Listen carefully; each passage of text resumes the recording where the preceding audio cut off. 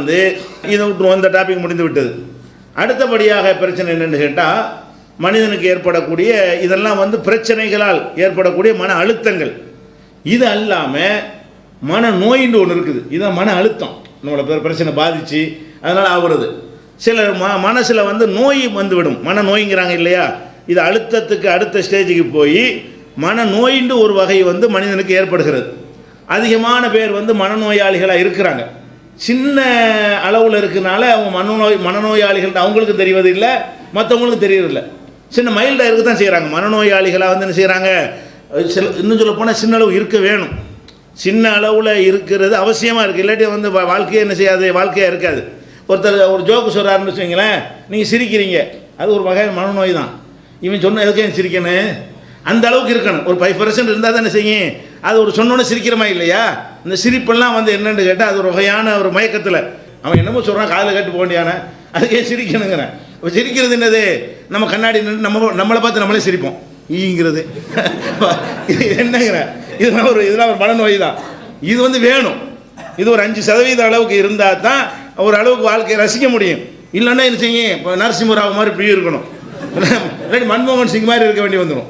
அப்போ இப்படி சிரிக்காமல் பல்ல காட்டாமல் இப்படி இருந்தால் நல்லா இருக்காது வாழ்க்கையில்.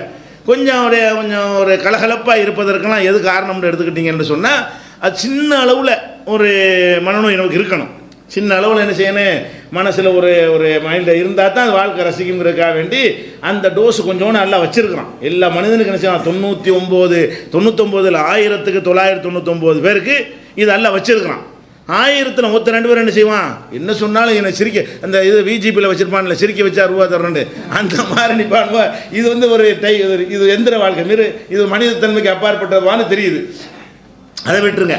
இந்த 5 லெவலை தாண்டி அப்படி கொஞ்சம் கொஞ்சமாக அதிகமாகும் பொழுது அது பலவிதமான மன நோய்களை உண்டாக்குறது. மன அழுத்தத்தை கடந்து மன நோய்களை வந்து உண்டாக்கும். அந்த மனநோய்களில் என்னென்ன வகை இருக்குது, பொதுவாக அதை பல வகையாக பிரித்து விடலாம்.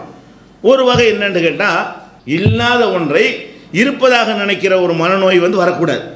இருக்கிறத இருக்குதுன்னு நம்பணும், இல்லாத இல்லைன்னு நம்பணும். இந்த இடத்துல மைக்கு இருக்குது, மைக்கெலாம் இல்லையேண்டா லூசுன்னு அர்த்தம். மைக்கு இருக்குன்னு எல்லாருக்கும் தெரியுது, அதெல்லாம் கிடையாதுன்னா அது கோளாக இருந்தால் இருக்கணும், குருடனாக இருக்கணும், இல்லாட்டி இருக்கணும், லூஸாக இருக்கணும். அப்போ வந்து இருக்கிறத இல்லைன்னு சொல்வது அல்லது இல்லாத ஒன்றை இருக்குதுன்னு சொல்வது இருக்குல்ல, இது ஒரு பயங்கரமான மனநோயுடைய ஒரு சீரியஸான ஒரு நோய். இந்த நோய் எப்படி இருக்கும், திடீர்னு பார்த்தா ஒரு ஆள் நடந்து போகிற மாதிரி ஒருத்தனுக்கு தெரியும். ஆள் நடந்து போன மாதிரி தெரிஞ்சால் என்ன செய்யணும், இப்போ எட்டி பார்த்தா தெரியணும்ல. வாசல் வந்து இருக்க மாட்டான், யாருமே இருக்க மாட்டான். அப்போ பிரேமை, யார் நடந்தே போகலை, இவனுக்கு என்ன செய்கிறது, ஒரு ஆள் நடந்து போன மாதிரி இவனுக்கு தெரிகிறது. திடீர்னு பார்த்தா யாரை பேசுகிற மாதிரி காதுக்கு, கண்ணும் பொய் சொல்லணும், இவனுக்கு காதும் பொய் சொல்லணும். யாரை பேசுகிற மாதிரி காதில் பேசுகிற மாதிரி இப்படின்னு இருப்பான். அவனுக்கு ஏதோ ஒரு சவுண்டு கேட்குது. நம்மெல்லாம் பார்த்தா என்ன செய்வோம், கிறுக்குன்னு சொல்கிறோம், அது கிறுக்குங்கிறோம். அவன் சும்மா தலையாட்டலை. அவன் வந்து யாருக்கும் கேட்காத ஒரு சத்தம் என்னமோ வருவதாக, இவன்கிட்ட யாரும் அசரீரி பேசுவதாக ஒரு ஃபீலிங். உண்மையில் பேசுகிறதா இல்லை, இவன் அப்படி நினைத்து கொள்வானே. ஆனால் அந்த மாதிரிலாம் என்ன செய்யும், அவனுக்கு தோணும். அந்த மாதிரி என்ன செய்கிறது இருக்கிறது. அதே மாதிரி வந்து 5 புலனும் பொய் சொல்லும். 5 புலன்லையுமே ஒரு எல்லாரும் உட்காந்துருக்குறோம், ஒரு துர்வாடையும் வராது இப்படிமா. அவனை மட்டும்தான், என்னடா பயங்கரமான வாடையாக இருக்குது, இல்லைடா கூட இருக்கு 500 பேர் இருக்கமாடா, இல்லை இருக்குது. அப்போ என்னது, இது வந்து அந்த வகையை சேர்ந்தது. ஒரு 500 பேர் இருக்கும்போது என்ன செய்கிறது, மூக்குடைய சக்தியில் வித்தியாசங்கள் இருந்தாலும் ஒரு 50 பேருக்காவது வரணும்ல. 500 பேரில் 499 பேருக்கு தெரியாமல் ஒருத்தனுக்கு ஒன்று தெரிஞ்சுன்னு சொன்னால் அப்போ என்னது, அது வந்து 50 பேருக்கு தெரிஞ்சு 450 பேர் தெரியாமல் இருக்கலாம். ஏன்னா அந்த வாடையை ஸ்மெல் பண்ணுற விஷயத்தில் ஒவ்வொருத்தருடைய மூக்குடைய சக்தியில் வித்தியாசம் இருக்கிறது. ஒருத்தர் 10 இருந்தால் தான் ஸ்மெல் பண்ணுவார், ஒருத்தர் 8 இருந்தாலும் பண்ணிடுவார், ஒருத்தர் 5 அளவுக்கு இருந்தாலும் பண்ணிடுவார், ஒருத்தர் 1% இருந்தால் கூட என்ன செய்வார், ஸ்மெல் பண்ணிடுவார்னு இருக்கும். அது மாதிரி 50 பேராக இருப்பான். ஒரு 500 பேர் கொண்ட சபையில் 50 பேராவது இருப்பான். இவன் என்ன செய்யறான், இவன் ஒத்தமாட்ட என்ன செய்வான், என்னமோ கேட்குதுமா, என்னமோ யாரும் போனாங்கம்மா, 3 பேர் உட்காந்துருப்போம். இந்த ஒரு ஆள் போனார், ஏன் போனாரும் நம்மள்டே, நம்ம நாங்கள் உட்காந்துருக்கோம், யாரும் போகலையாடா, இல்லை போனாங்க. அப்போ இது என்னன்னு கேட்டால், அடிப்படை என்னன்னு கேட்டால், இல்லாததை இருப்பதாக அல்லது இருப்பதை இல்லாததாக மனசு வந்து நினைக்கும். இது மனநோயுடைய என்ன இருக்குது ஒரு ஸ்டேஜ். இதுக்கு உதாரணம் இதை சொல்வதாக இருந்தால், இந்த பேய்ங்கிறாங்கல்ல, உதாரணத்துக்கு சொல்வதாக இருந்தால் பேய் பிசாசுன்னு நம்புகிறாங்க. பேய் பிசாசுன்னு நீங்கள் சொல்வதாக இருந்தால் 2 வகையில் நீங்கள் சொல்லலாம். ஒன்று, சயின்டிஃபிக்காக அறிவியல் பூர்வமாக அது நிரூபித்து காட்டி இந்த அருக்கு பேய் ஒன்று நம்பலாம். அல்லது ஒரு ஆன்மீக அடிப்படையில் நம்ம மலக்குகள் இருக்காங்க நம்புகிறோம், நம்மளை பார்த்தோம், மலக்குகள் இருக்கிறான்ட்டு சயின்டிஃபிக்காக போய் டெஸ்ட் பண்ணி பார்க்க இயலுமா? முடியாது. சைத்தான் இருக்கான்னு சொல்லி சயின்டிஃபிக்காக ஒரு டெஸ்ட் பண்ணி சைத்தானை கண்டுபிடிக்க இயலுமா? முடியாது. அது எப்படி நம்புகிறோம்னு கேட்டால் நம்ம இறைவனை நம்புகிற காரணத்தினால், இறைவன் சொன்னான் என்ற காரணத்தினால் நம்ம நம்புகிறோம். ஒன்று நம்ம நம்புகிறதா இருந்தால், ஒன்று நம்மளை விட ஒரு பெரிய சக்தி யார் படைத்திருக்கிறானோ அவன் ஒரு செய்தியை சொல்லும் பொழுது சைத்தான் ஒருத்தர் இருக்கான் உனக்கு பார்க்க இயலாதுன்னு சொல்லித்தானே சொல்கிறான். சைத்தான் ஒருத்தன் இருக்கான் உனக்கு பார்க்க இயலாது, ஜின்னுன்னு ஒரு படைப்பு இருக்கும் உனக்கு பார்க்க இயலாது, மலக்குன்னு ஒரு படைப்பு இருக்கும் உனக்கு பார்க்க இயலாது, இறை தூதர்களுக்கு வேணால் நான் காட்டி கொடுப்பேன், உனக்கெல்லாம் காட்ட இயலாது, இப்போ அப்படி ஒரு படைப்பை நான் படைச்சிருக்கேன் நல்லா சொல்கிறான். இதுக்கு நம்ம அறிவியலை கொண்டாந்து காட்டுன்னு கேட்க இயலாது. அல்லா தான் காட்ட இயலாதுன்னு தானே சொல்கிறான். அல்ல சொல்லுமே எப்படி சொல்கிறான், மார்க் எப்படி சொல்லுது, இன்னஹு யராக்கும் ஹுவ கபீலுகும் மின் ஹைது லா தரவுனஹும், ஷைத்தான் வந்து உங்களை பார்த்து கொண்டிருக்கிறான், நீங்கள் அவர்களை பார்க்க முடியாது, அந்த மாதிரி உங்களை பார்த்து கொண்டிருக்கிறான்னு நம்ம சொல்லிட்ட பிறகு கொண்டாந்து காட்டுன்னு கேட்க இயலாது. இது மார்க்கம் சொல்லிடுச்சு. ஒன்று மார்க்க ரீதியாக ஷைத்தான் இருக்கான்னு நம்பினா அது மனநோய் கிடையாது. ஏன் நம்புகிறோம்? நம்மை விட ஒரு பெரிய சக்தியின் மூலமாக நமக்கு இந்த செய்தி வந்திருக்கிற காரணத்தினால் அதில் வந்து பொய் இருக்காது, உண்மை நம்பிக்கிறோம். படைச்சவன் சொல்கிறான், படைச்சவனை இப்படி ஒன்று படைச்சிருக்கும்போது நம்ம நம்ப தான் வேணும்னு நம்பிடுறோம். அல்லது என்னவா இருக்கணும், இல்லை ஒன்றை நம்புறதா இருந்தால் கண் அதை சொல்லணும், காது சொல்லணும். அது வந்து காதுன்னா கரெக்டாக சொல்லணும், இவங்கன்னு தான் பார்க்குத.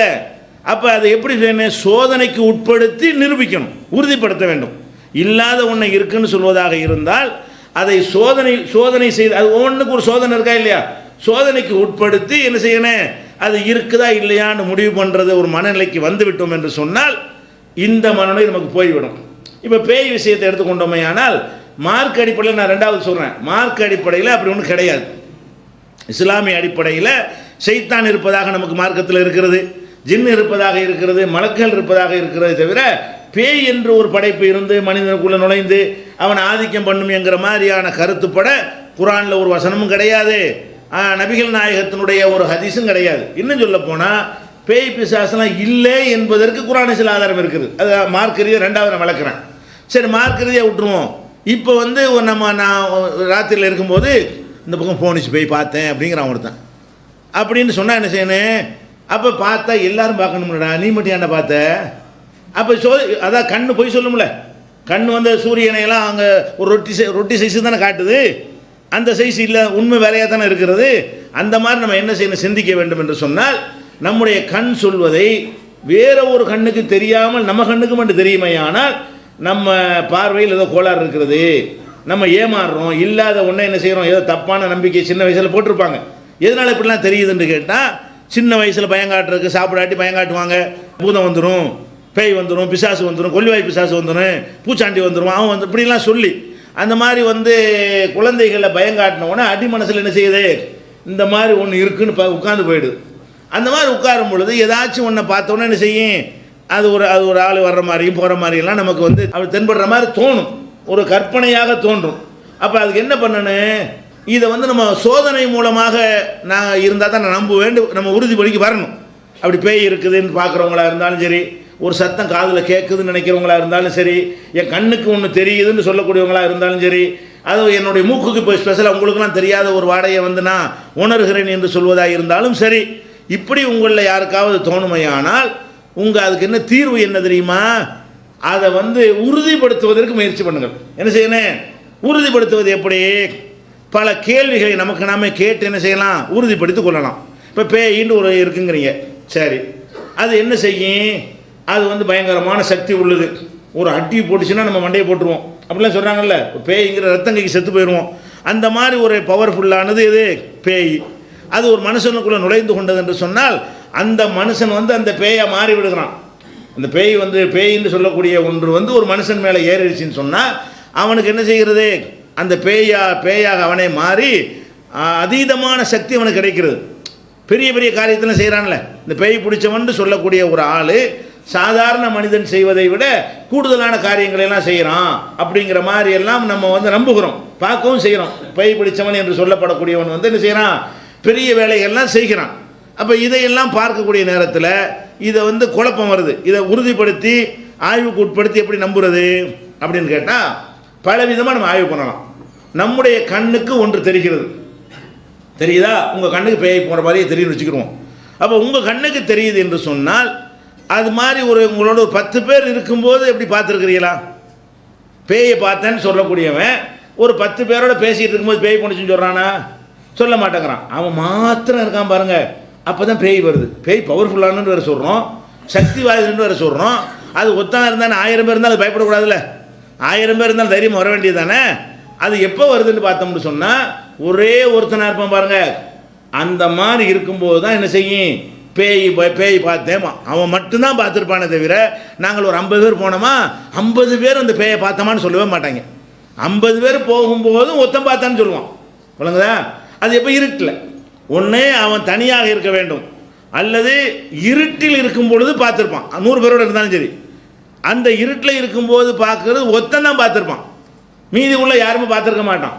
அப்போ இவனுக்கு மாத்திரம் தெரியுதுன்னு சொன்னால் அப்போ இதில் அது எப்படி இருந்தால் எல்லா கண்ணுக்கு தான் தெரியணும். இந்த கண்ணு உள்ளதை பார்ப்பதற்கு எல்லாம் தந்திருக்கிறான். இங்கே ஒன்று இருக்குன்னு நான் பார்த்தேன்னா உங்களுக்கும் பார்க்கணுமா இல்லையா? ஒன்று கண்ணு கோளாறாக இருக்கணும், அனைவருக்கும் இருக்காது. ஒரு 100 பேரில் ஒரு 10 பேர் வேணால் கோளாறுன்னு வச்சுக்கிடுவோம். தூர பார்வை கிட்ட பார்வை ஏதாவது ஒன்று வச்சுக்கிடுவோம். ஒரு 10 பேரில் 9 பேருக்கு தெரியணுமா இல்லையா? 100 பேரில் 10 பேர் போயிட்டானா 90 பேருக்கு தெரியணுமா இல்லையா? இது என்ன ஒருத்தர் இருக்குங்கிறான், ஒருத்தருக்கு இல்லைன்னு தெரிஞ்சு என்ன அர்த்தம்? நாங்கள் ஒன்று இருக்குங்கிறேன், இந்த இடத்துல ஒரு கடிகாரம் எனக்கு தெரியுதாங்கிற உங்கள்கிட்ட. அப்போ ஒருத்தருக்கும் தெரியல. இல்லை இப்போ நான் என்ன செய்கிறேன், இந்த இடத்துல டைம் பீஸ் இருக்குது பார்க்குறீங்களான்னு கேட்குறேன், சும்மா கேட்குறேன். நீங்கள் என்ன செய்ய பார்த்துட்டு இல்லைங்கிறீங்க. இப்போ எனக்கு மட்டும் தெரிஞ்சால் என்ன அர்த்தம்? இந்த இடத்துல டைம் பீஸ் இருக்குங்கிறேன். அப்போ நீங்கள் எல்லாரும் பார்க்குறீங்க, ஒருத்தருக்கும் தெரியலை. அப்படின்னா இது என்ன அர்த்தம்? நான் பொய் சொல்லணும், இல்லாட்டி என்னுடைய மனசு பொய் சொல்லணும். நான் வேணும்னு பொய் சொல்லக்கூடியவனாக இருக்க வேண்டும். இல்லைன்னா என்ன செய்யணும்? என் மனசு அதை தப்பானதை கற்பனை பண்ணுகிறது, இல்லாத இருப்பதாக கற்பனை பண்ணுவதாக இருக்க வேண்டும். இந்த வகையில் நீங்கள் சிந்தித்து பார்த்தீர்களே ஆனால் பேய் என்பது வெளிச்சத்தில் வருவது கிடையாது, 10 பேரோடு இருக்கும்போது வருவது கிடையாது, டவுன்களில் பெரிய நகரங்களுக்கு வருவது கிடையாது, கிராமங்களுக்கு தான் என்ன செய்கிறது? ஏன்னா பட்டப்பகலாக்கி வச்சுவிட்டாங்க, அது வருவது கிடையாது. அப்போ இந்த பேய்ங்கிறது சொல்லக்கூடியது இருக்கிறதா இருந்தால் அதை யாராவது ஒரு ஃபோட்டோவிலே எடுத்து காட்டலாமா இல்லையா? நீ பார்த்தீங்களப்பா, கண்ணால் எது தட்டுப்பட்டுருச்சோ அது கேமராவில் கூட தட்டுப்படும்ல. ஒரு செல்ஃபோன்லாம் வச்சுட்டு தானே இருக்கிற, எடுத்து நான் காட்டுவேன். அப்படிலாம் என்ன செய்ய முடியாது, எடுக்கலாம் முடியாது. இல்லை இருந்தால் தானே எடுக்கிறதுக்கு. என்ன பிரச்சனைன்னு கேட்டால் லேசாக ஒரு சத்தம் சலசலன்னு ஒரு சத்தம் கேட்டிருக்கும், மரத்தில் என்னமா மாட்டிகிட்டு இருந்திருக்கும், காற்று வேகம் மாட்டிக்கும், சத்தம் கேட்குமா?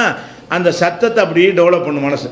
சத்தம் கேட்குது, சத்தம் கேட்டால் ஒரு சலங்கை கட்டி ஒரு பொம்பளை இருப்பா, மோகினி போகிறா, அந்த சத்தம் தான் இப்படி கற்பனை பண்ணுமா? பண்ணணும், அதுக்கு அந்த மாதிரி தோற்றம் தெரியும். அப்படி பண்ணும்போது ஒரு சின்ன சத்தம், ஒரு அடிப்படை ஒன்று இருக்குங்க, ஒரு அடிப்படையை வைத்துக்கொண்டு என்ன செய்கிறது? அதே மாதிரி இருட்டில் போயிட்டே இருக்கிறீங்க, ஒரு மரத்தில் இந்த வெள்ளையாக ஒரு துணி ஒன்று இப்படி ஆடிக்கிட்டு இருக்குன்னு வைங்க, அதில் ஒரு பேப்பர், வெள்ளை பேப்பர் போய் என்ன செய்யுது? அது காற்றடிச்சிட்டு போய் ஒரு மரத்தில் ஒட்டிக்கிட்டு இருக்குது. அப்போ காற்று அப்படி ஆடுமா? இருட்டில் வெள்ளை ஆடணுன்னு அப்படி ஆடணுன்னு என்ன செய்யணும்? வெளில புடவை கட்டிடணும், பற்றி ஆடுதுன்னு ஆடுது.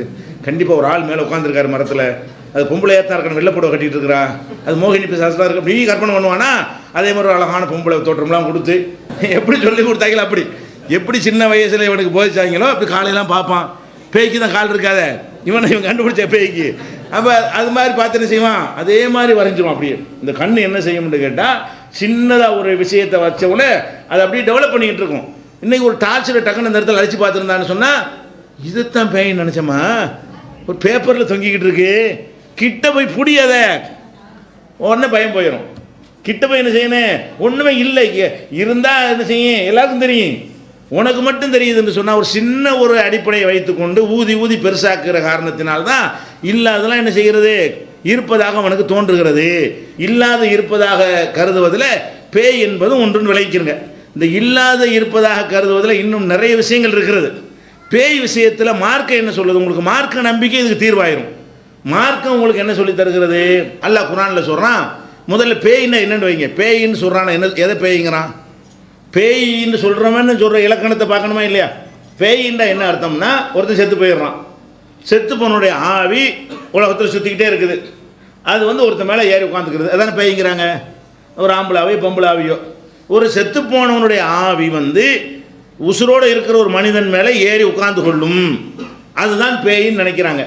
பொதுவாக செத்தவனுடைய ஆவி வரும்னு நினைக்கிறவங்களும் இருக்கிறாங்க.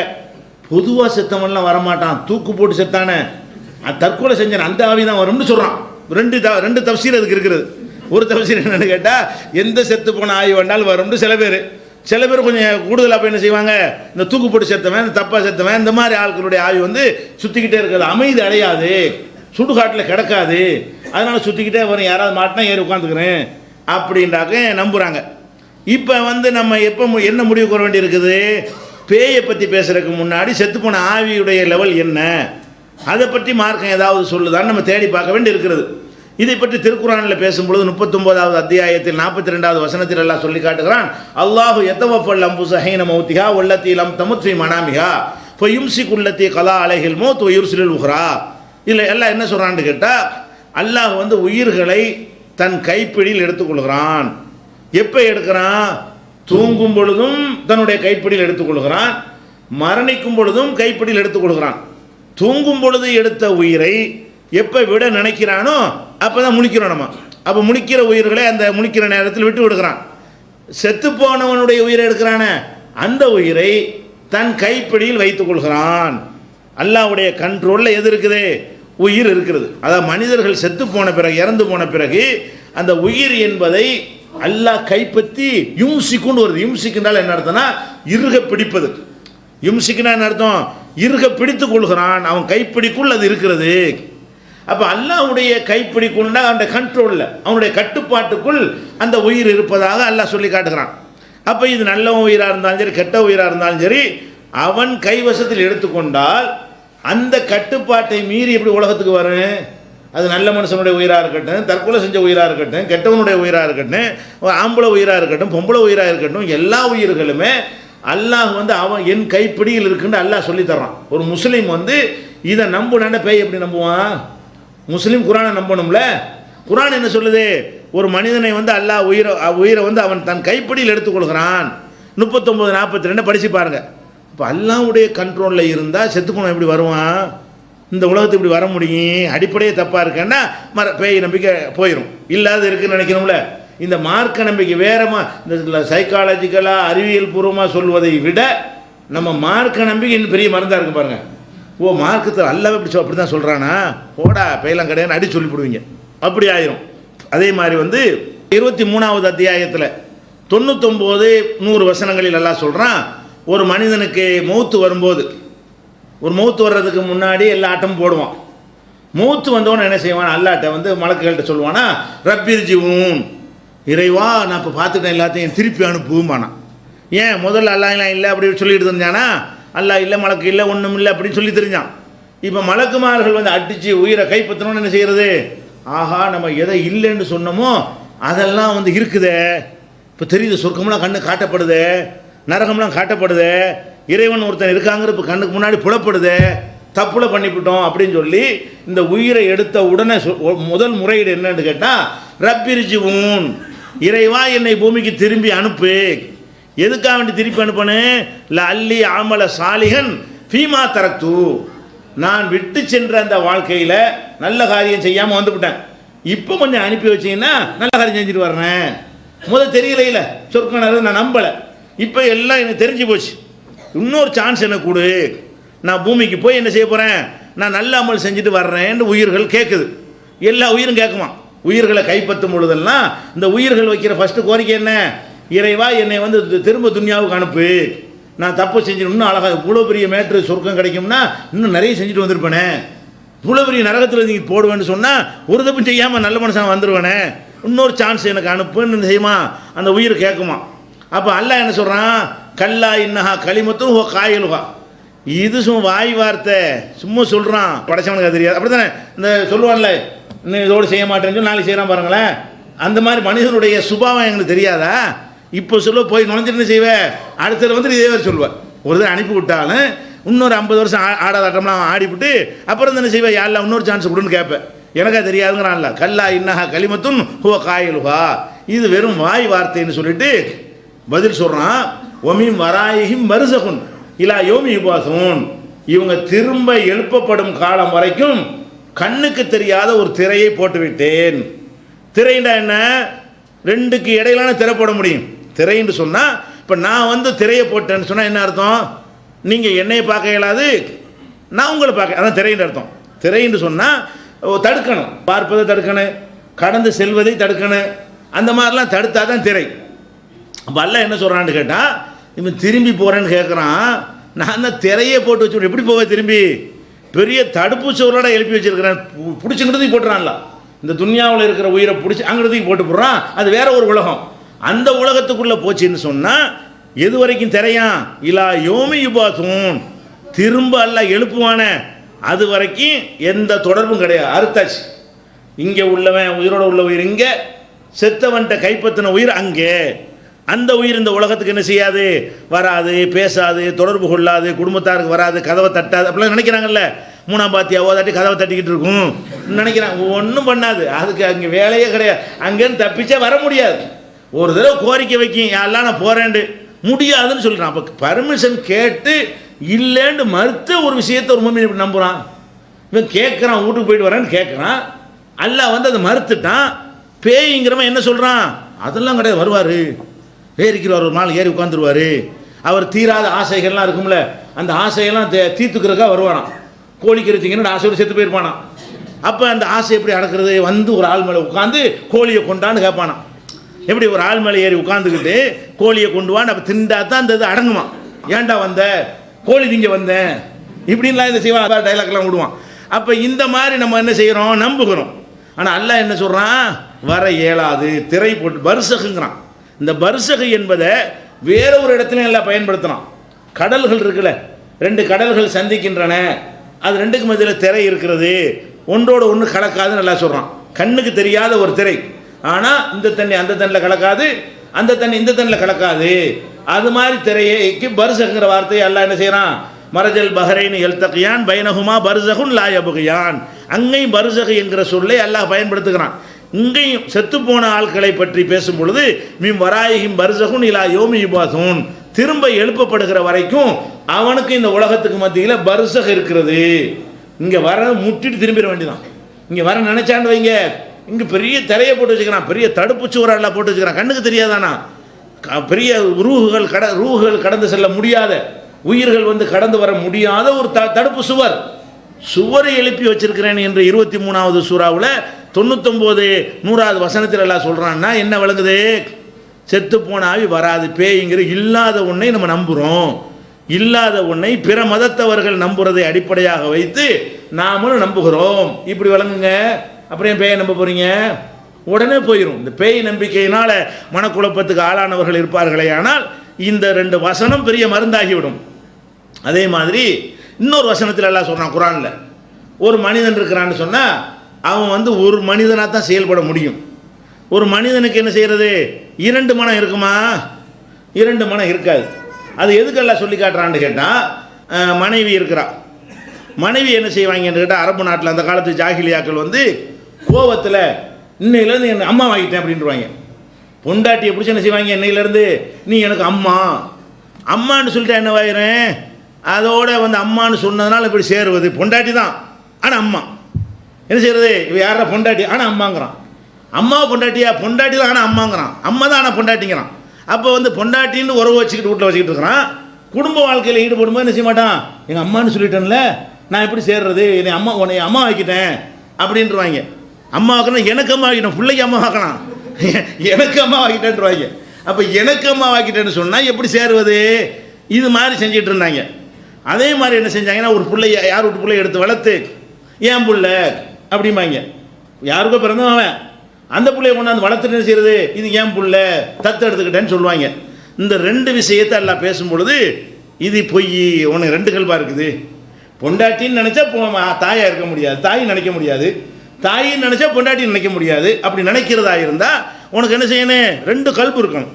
இந்த கல்பில் தாயின்னு வச்சுக்க, அந்த கல்பில் பொண்டாட்டின்னு வச்சுக்க, இந்த கல்பில் பிள்ளை ஓம் பிள்ளைன்னு வச்சுக்க, இந்த கல்பில் அவன் பிள்ளைன்னு வச்சுக்க.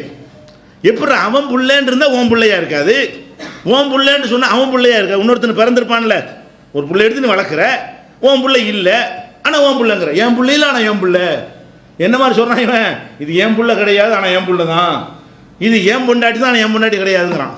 இது என்ன? இது அல்லாஹ் சொல்லி காட்டுறான், மா ஜஅலல்லாஹு லிரஜுலின், எந்த ஒரு மனிதனுக்கும் அல்லாஹ் ஏற்படுத்தவில்லை, மின் கல்பைனி ஃபீ ஜௌஃபிஹி, அவனுக்கு உள்ள 2 மனங்களை ஏற்படுத்தவில்லை, 2 கல்புகளை அல்லாஹ் ஏற்படுத்தவில்லை. ஒரு மனசு அவனுக்கு இருக்குது. அப்போ வந்து இப்போ பேய் வந்து என் மேலே வந்துருச்சுன்னு சொன்னால் 2 மனசாவில் ஆகுது. பேய் வந்து கோழிக்கறி திங்க நினைக்கிது, நான் வந்து கஞ்சி குடிக்க நினைக்கிறேன். எப்படின்னா 2 மனசு வந்துடுதுல. பேயின்னு வந்து என் மேலே உட்காந்துருச்சுன்னு சொன்னால் இப்போ என்னவாகுது, அந்த மனுஷன் ரெண்டு சக்தி கட்டுப்பட்டவனாக இருக்கிறான். அந்த உடல் வந்து 2 மனசுக்கு கட்டுப்படுகிறது. பேயுடைய ஆசை ஒன்று, இவனுடைய ஒரு ஆசை ஒன்று. 10 நிமிஷத்துக்கு பேய், 10 நிமிஷத்துக்கு இவன். அரை மணி நேரத்துக்கு பேய், அரை மணி நேரத்துக்கு இவன். ஒரு நாளைக்கு பேய், ஒரு நாளைக்கு அவன். இப்படியாக உள்ளப்பா நீங்கள் இருக்கிறீங்க. இது எப்படி 2 நான் வைக்கலையே. 2 கல்வி இருந்தால் தானே அவன் சாத்தியம் இல்லை. சயின்டிஃபிக்காக சாத்தியம் இல்லாதனால தான் 2 மனம் வேண்டும் இறைவனிடம் கேட்டேங்கிறான். ஒன்று சிரித்து வாழ ஒன்றான், அப்புறம் வந்து அழுவது மறந்து வாழ எப்படி முடியுமுறேன். மறந்தால் நினைவுல வச்சுக்கிற முடியாது, நினைவுல வச்சா மறக்க முடியாது. ஒன்று தானே இருக்க முடியும்.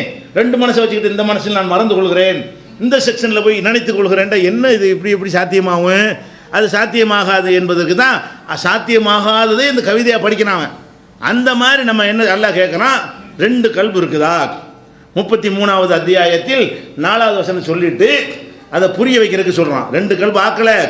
ஒமா ஜால அஸ்வாஜக்கும் உள்ளாயி துலாஹிருன மின்ஹுன்ன உம்மஹாத்திக்கும், உங்கள் மனைவியை தாயோடு ஒப்பிடுகிறீர்களே, அப்படி ஒப்பிட்ட காரணத்தினால் அவர்கள் தாய் அல்ல. ஒமாஜால அதையாக்கும் அபுனாக்கும், நீங்கள் வளர்த்த பிள்ளைகளை உங்கள் பிள்ளைகளாக அல்லாஹ் ஆக்கவில்லை. கவுதாலிக்கும் கவுலுக்கும் பி அஃபுஹைக்கும், இது உங்கள் வாய்களால் சொல்கிற வார்த்தை. அது எப்படி ஓம் பிள்ளையாவான்? ஓம் பிள்ளைன்னு சொல்கிறான் தான் உன்னுடைய விந்துக்கு பிறக்கணும், உன்னுடைய மனைவியுடைய சினை முட்டையிலேருந்து உருவாகி இருக்கணும், அவள் தான் உன் பிள்ளை.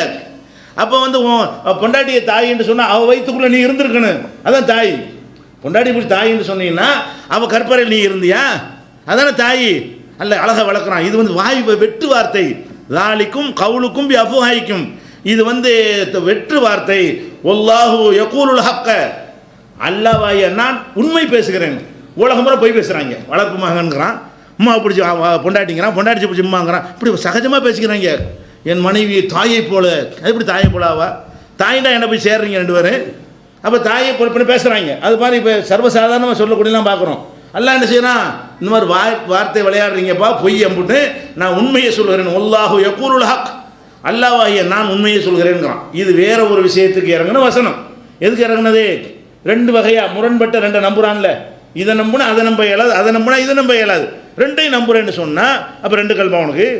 2 மனசா? அதை நம்புறதுக்கு இந்த மனசு, இது ஆமாங்கிறதுக்கு இந்த மனசா? எப்படான்னு கேட்குறான்ல. இப்போ நீங்கள் பேயின்னு இதானே வருது. இது பேய்க்காக இறங்கின வசனம் இல்லை. ஆனால் பேயை எதிர்க்கிற கருத்தல் இருக்கா இல்லையா? பேய்க்கு மறுப்பதில் இருக்கா இல்லையா? ஒரு மனிதனுக்குள்ளே ஒரு பேய் வந்து விட்டது என்று சொன்னால் பேய் இல்லை.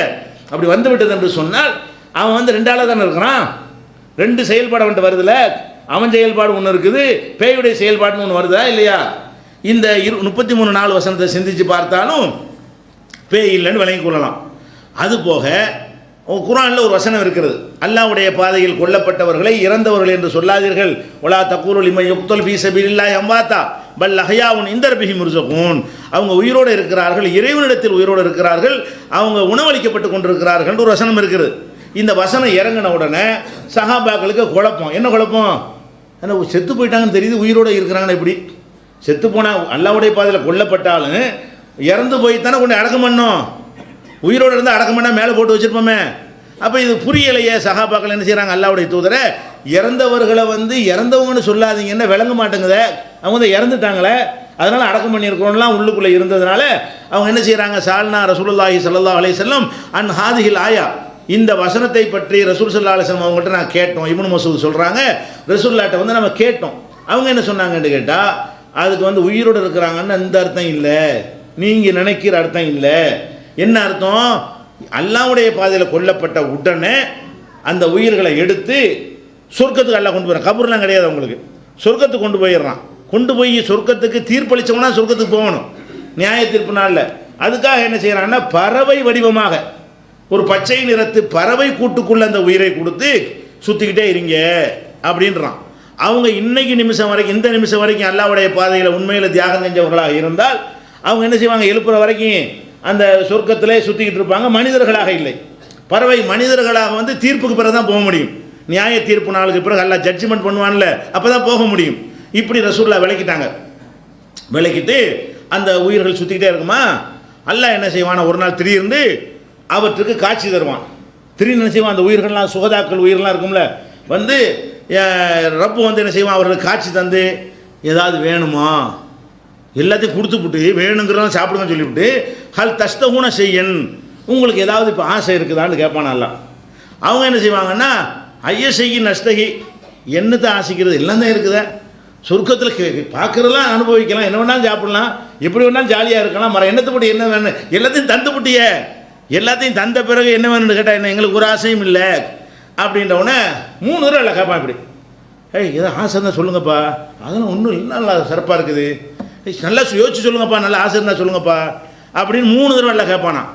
3 தடவை கேட்டவுடனே அப்போ அல்ல விட மாட்டேங்கிறானே, ஏதோ ஆசை இருந்தால் சொல்ல சொல்கிறான், ஏதோ சொல்ல சொல்கிறானேன்னு சொல்லிட்டு அவங்க என்ன சொல்லுவாங்களாம், இறைவா எங்களுக்கு ஒரே ஒரு ஆசை இருக்குது, என்ன ஆசைன்னா நாங்கள் உயிர் தியாகம் பண்ணதுனால இவ்வளோ பெரிய தரஜா கிடைச்சிருச்சு, இன்னொரு தடவை அனுப்பிவிட்டேன்னு வை, இன்னொரு தடவை தியாகம் பண்ணிட்டு வந்தோன்னு வை, எங்களுக்கு எவ்வளோ பெரிய கிரேடு கிடைக்கும், எங்களுக்கு ஒரே ஆசை என்னன்னு கேட்டால் எங்கள் ரூகை வந்து எங்கள் உடலுக்குள்ளே விட்டு எங்களை அனுப்பி விடு துனியாவுக்கு போய் என்ன செய்கிறோம், இன்னும் நிறைய தியாகங்கள்லாம் செஞ்சுட்டு வருவோம், இன்னொரு தடவை நாங்கள் கொல்லப்படுவோம்.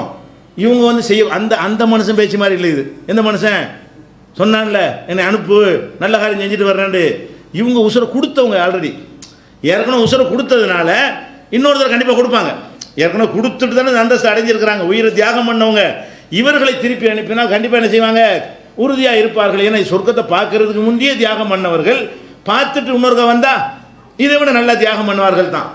அப்போ அனுப்புறதா இருந்தால் இவங்களை அனுப்பியிருக்கலாம், அனுப்புறதா இருந்தால் ரூகை வந்து துனியாவுக்கு அனுப்புறதா இருந்தால் யாரை அனுப்பலாம், இவங்களை அனுப்பலாம், தியாகிகளுக்கு பஞ்சம் இருக்காது, நல்ல மக்களாக இருப்பாங்க, அனுப்பி வைக்கலாம். அல்ல என்ன செய்யறான், போங்கடா இதே கேட்டேன் ஒரு வேலையை பார்த்து போங்க பண்ணுறாங்கள, அதெல்லாம் அனுப்புற கிடையாது, நான் எழுதி வச்சுட்டேன்.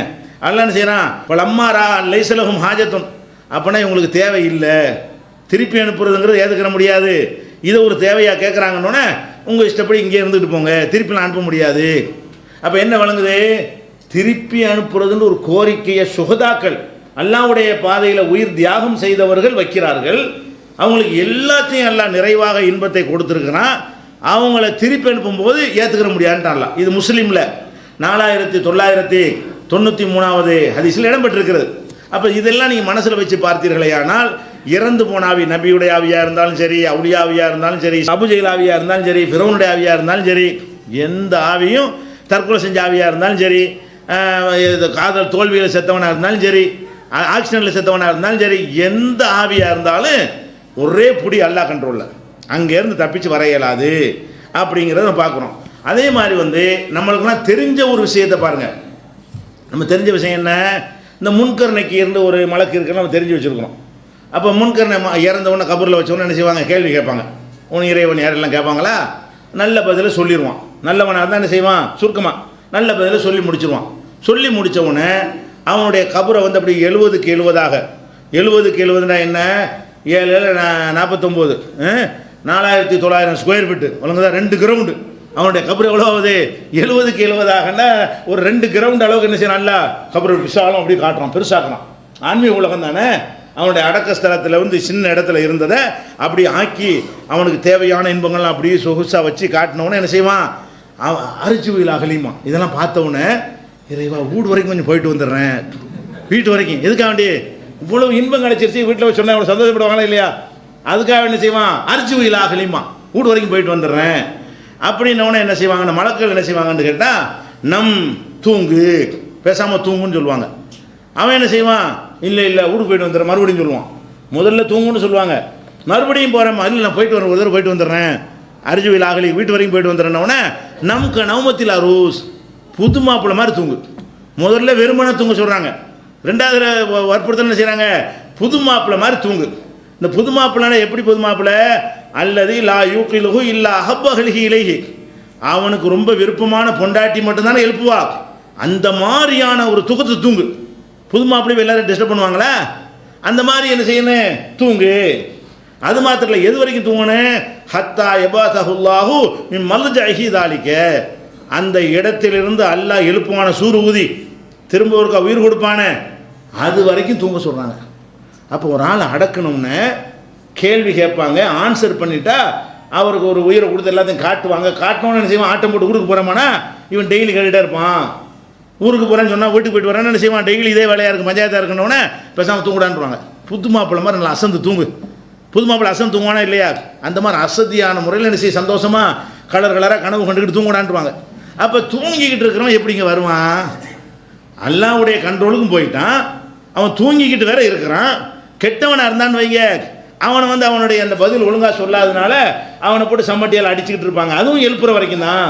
அப்போ கெட்டவனாக இருந்தால் டெய்லி அடி வாங்கிட்டு இருக்கிறான், நல்லவனாக இருந்தால் தூங்கிக்கிட்டே இருக்கிறான். அப்போ தூங்கிக்கிட்டே இருக்கிற நல்லடியானும் துனியாவுக்கு வர முடியாது, அடி வாங்கி கொண்டே இருக்கக்கூடிய கெட்டவனும் துனியாவுக்கு வர முடியாதுன்னா எங்கேருந்து பேய் வரும்? அப்போ பேயை நீங்கள் நம்புறது வந்து இஸ்லாத்தின் அடிப்படையை மறுக்கிற மாதிரி காஃபிராயிரும். சொல்லப்போனால் பேயை ஒருத்தன் நம்பினான்னு சொன்னால் அவன் முஸ்லீமாக இருக்க முடியாது. ஏன்? பல குர்ஆன் வசனத்தை மறுத்துடுறான், அல்லாஹ்வுடைய கட்டுப்பாடை பலவீனமாக்குறான், அல்லாஹ்ட்டிருந்து தப்பிச்சு உயிர்கள்லாம் வந்துரும்னு சொல்லி அல்லாஹ் வந்து ஒன்றுமில்லாதவனாக அவ்வளோ சக்தியற்றவனாக அல்லாஹ் ஆக்குகிறான், குர்ஆன் வசனத்தை மறுக்கிறான், ரசூலுல்லாஹ்வுடைய போதனையை மறுக்கிறான். அப்போ ஒரு முஸ்லீம் என்று சொன்னாலேயே அவன் உள்ளத்துக்குள்ளே பேய் இருக்கவே கூடாது. பேய் கிடையாது, சுடுகாட்டில் போய் படுக்க சொன்னால் படுக்கணும். அப்படின்லாம் சில சகோதரர்கள் பந்தயம் கட்டி மதுரைலாம் நினைஞ்சாங்க படுத்தாங்க. நானும் படுத்திருக்கேன் ஒரு 20 வருஷத்துக்கு முன்னாடி பந்தயம் கட்டி. ஒன்றும் ஆகாது, சுடுகாட்டில் போய் படுக்க முடியுமா? நீங்கள் படுத்துட்டு வர்றேன்னு காலையில் படுத்துட்டு வந்தோம், 10 ரூபா பந்தயம் இப்போ அந்த காலத்தில் இல்லைங்களா. அதனால் வந்து சுடுகாட்டில் போய் படுக்கலாம், கபிரிஸ்தானில் போய் படுக்கலாம், ஒன்றுமே ஆகாது. அதனால் இது பொய்யா நமக்கு கற்பனை ஏற்றி ஏற்றி நினைஞ்சிருக்கிறாங்க, செஞ்சுட்டாங்கன்னு விளங்கிக் கொள்ள வேண்டும். இன்னும் பேய் சம்பந்தமான விஷயங்கள் இன்னும் சில விஷயங்கள் இருக்கிறது, அதையும் பார்த்து விட்டு நம்மள்கிட்ட ஏற்பட்ட மனநோய்கள் என்னென்ன விதமான மனநோய்கள் நம்ம உள்ளாகிறோம் என்பது இன்ஷா அல்லாஹ். அல்ஹம்துலில்லாஹ். கண்ணியத்திற்குரிய எல்லாம் வல்ல அல்லாஹ் ஜல்ல ஷானஹு தஆலாவின் நல்லடியார்களே, மனக்குழப்பத்திற்கு இஸ்லாம் கூறும் மகத்தான தீர்வு என்ற இந்த தொடர் நிகழ்ச்சியில் 23ஆம் நாளில் நாம் எல்லாம் அமர்ந்திருக்கிறோம். நேற்றைய தினம் பேய் பிசாசுகள் என்ற ஒரு கற்பனையை நிஜமாக நம்புவது இஸ்லாத்திற்கு எதிரானது, அது உண்மைக்கு மாறானது, அது அறிவியலுக்கு அப்பாற்பட்டது, அதில் கடுகளவு கூட உண்மை இல்லை என்பதையெல்லாம் ஒரு பகுதியை நேற்றைய தினம் பார்த்தோம். இறுதியாக நபிகள் நாயகம் ஸல்லல்லாஹு அலைஹி வஸல்லம் அவர்கள் அந்த கபூரில் வைத்து விசாரணை செய்யப்படும் பொழுது கேள்வி கேட்டு, அப்போ தூங்கு, கேமராவில் எழுப்புற வரைக்கும் தூங்கு என்று சொல்லப்பட்டுவிடும். அப்போ நல்லடியாராக இருந்தார்னா தூங்கி கொண்டே இருக்கிறாரு, கெட்டவராக இருந்தார்னு சொன்னால் கேமரால் வரைக்கும் அவர் வந்து அடி வாங்கி கொண்டு மலக்குகளால் தண்டிக்கப்பட்டு கொண்டே இருக்கிறாரு. அப்போ எந்த நல்ல உயிரும் இங்கே வர முடியாது, கெட்ட உயிரும் வர முடியாது என்பதை கடைசியாக பார்த்தோம். இது குறித்து இன்னொரு ஹதீஸில் நபிகள் நாயகம் ஸல்லல்லாஹு அலைஹி வஸல்லம் சொல்கிறாங்க,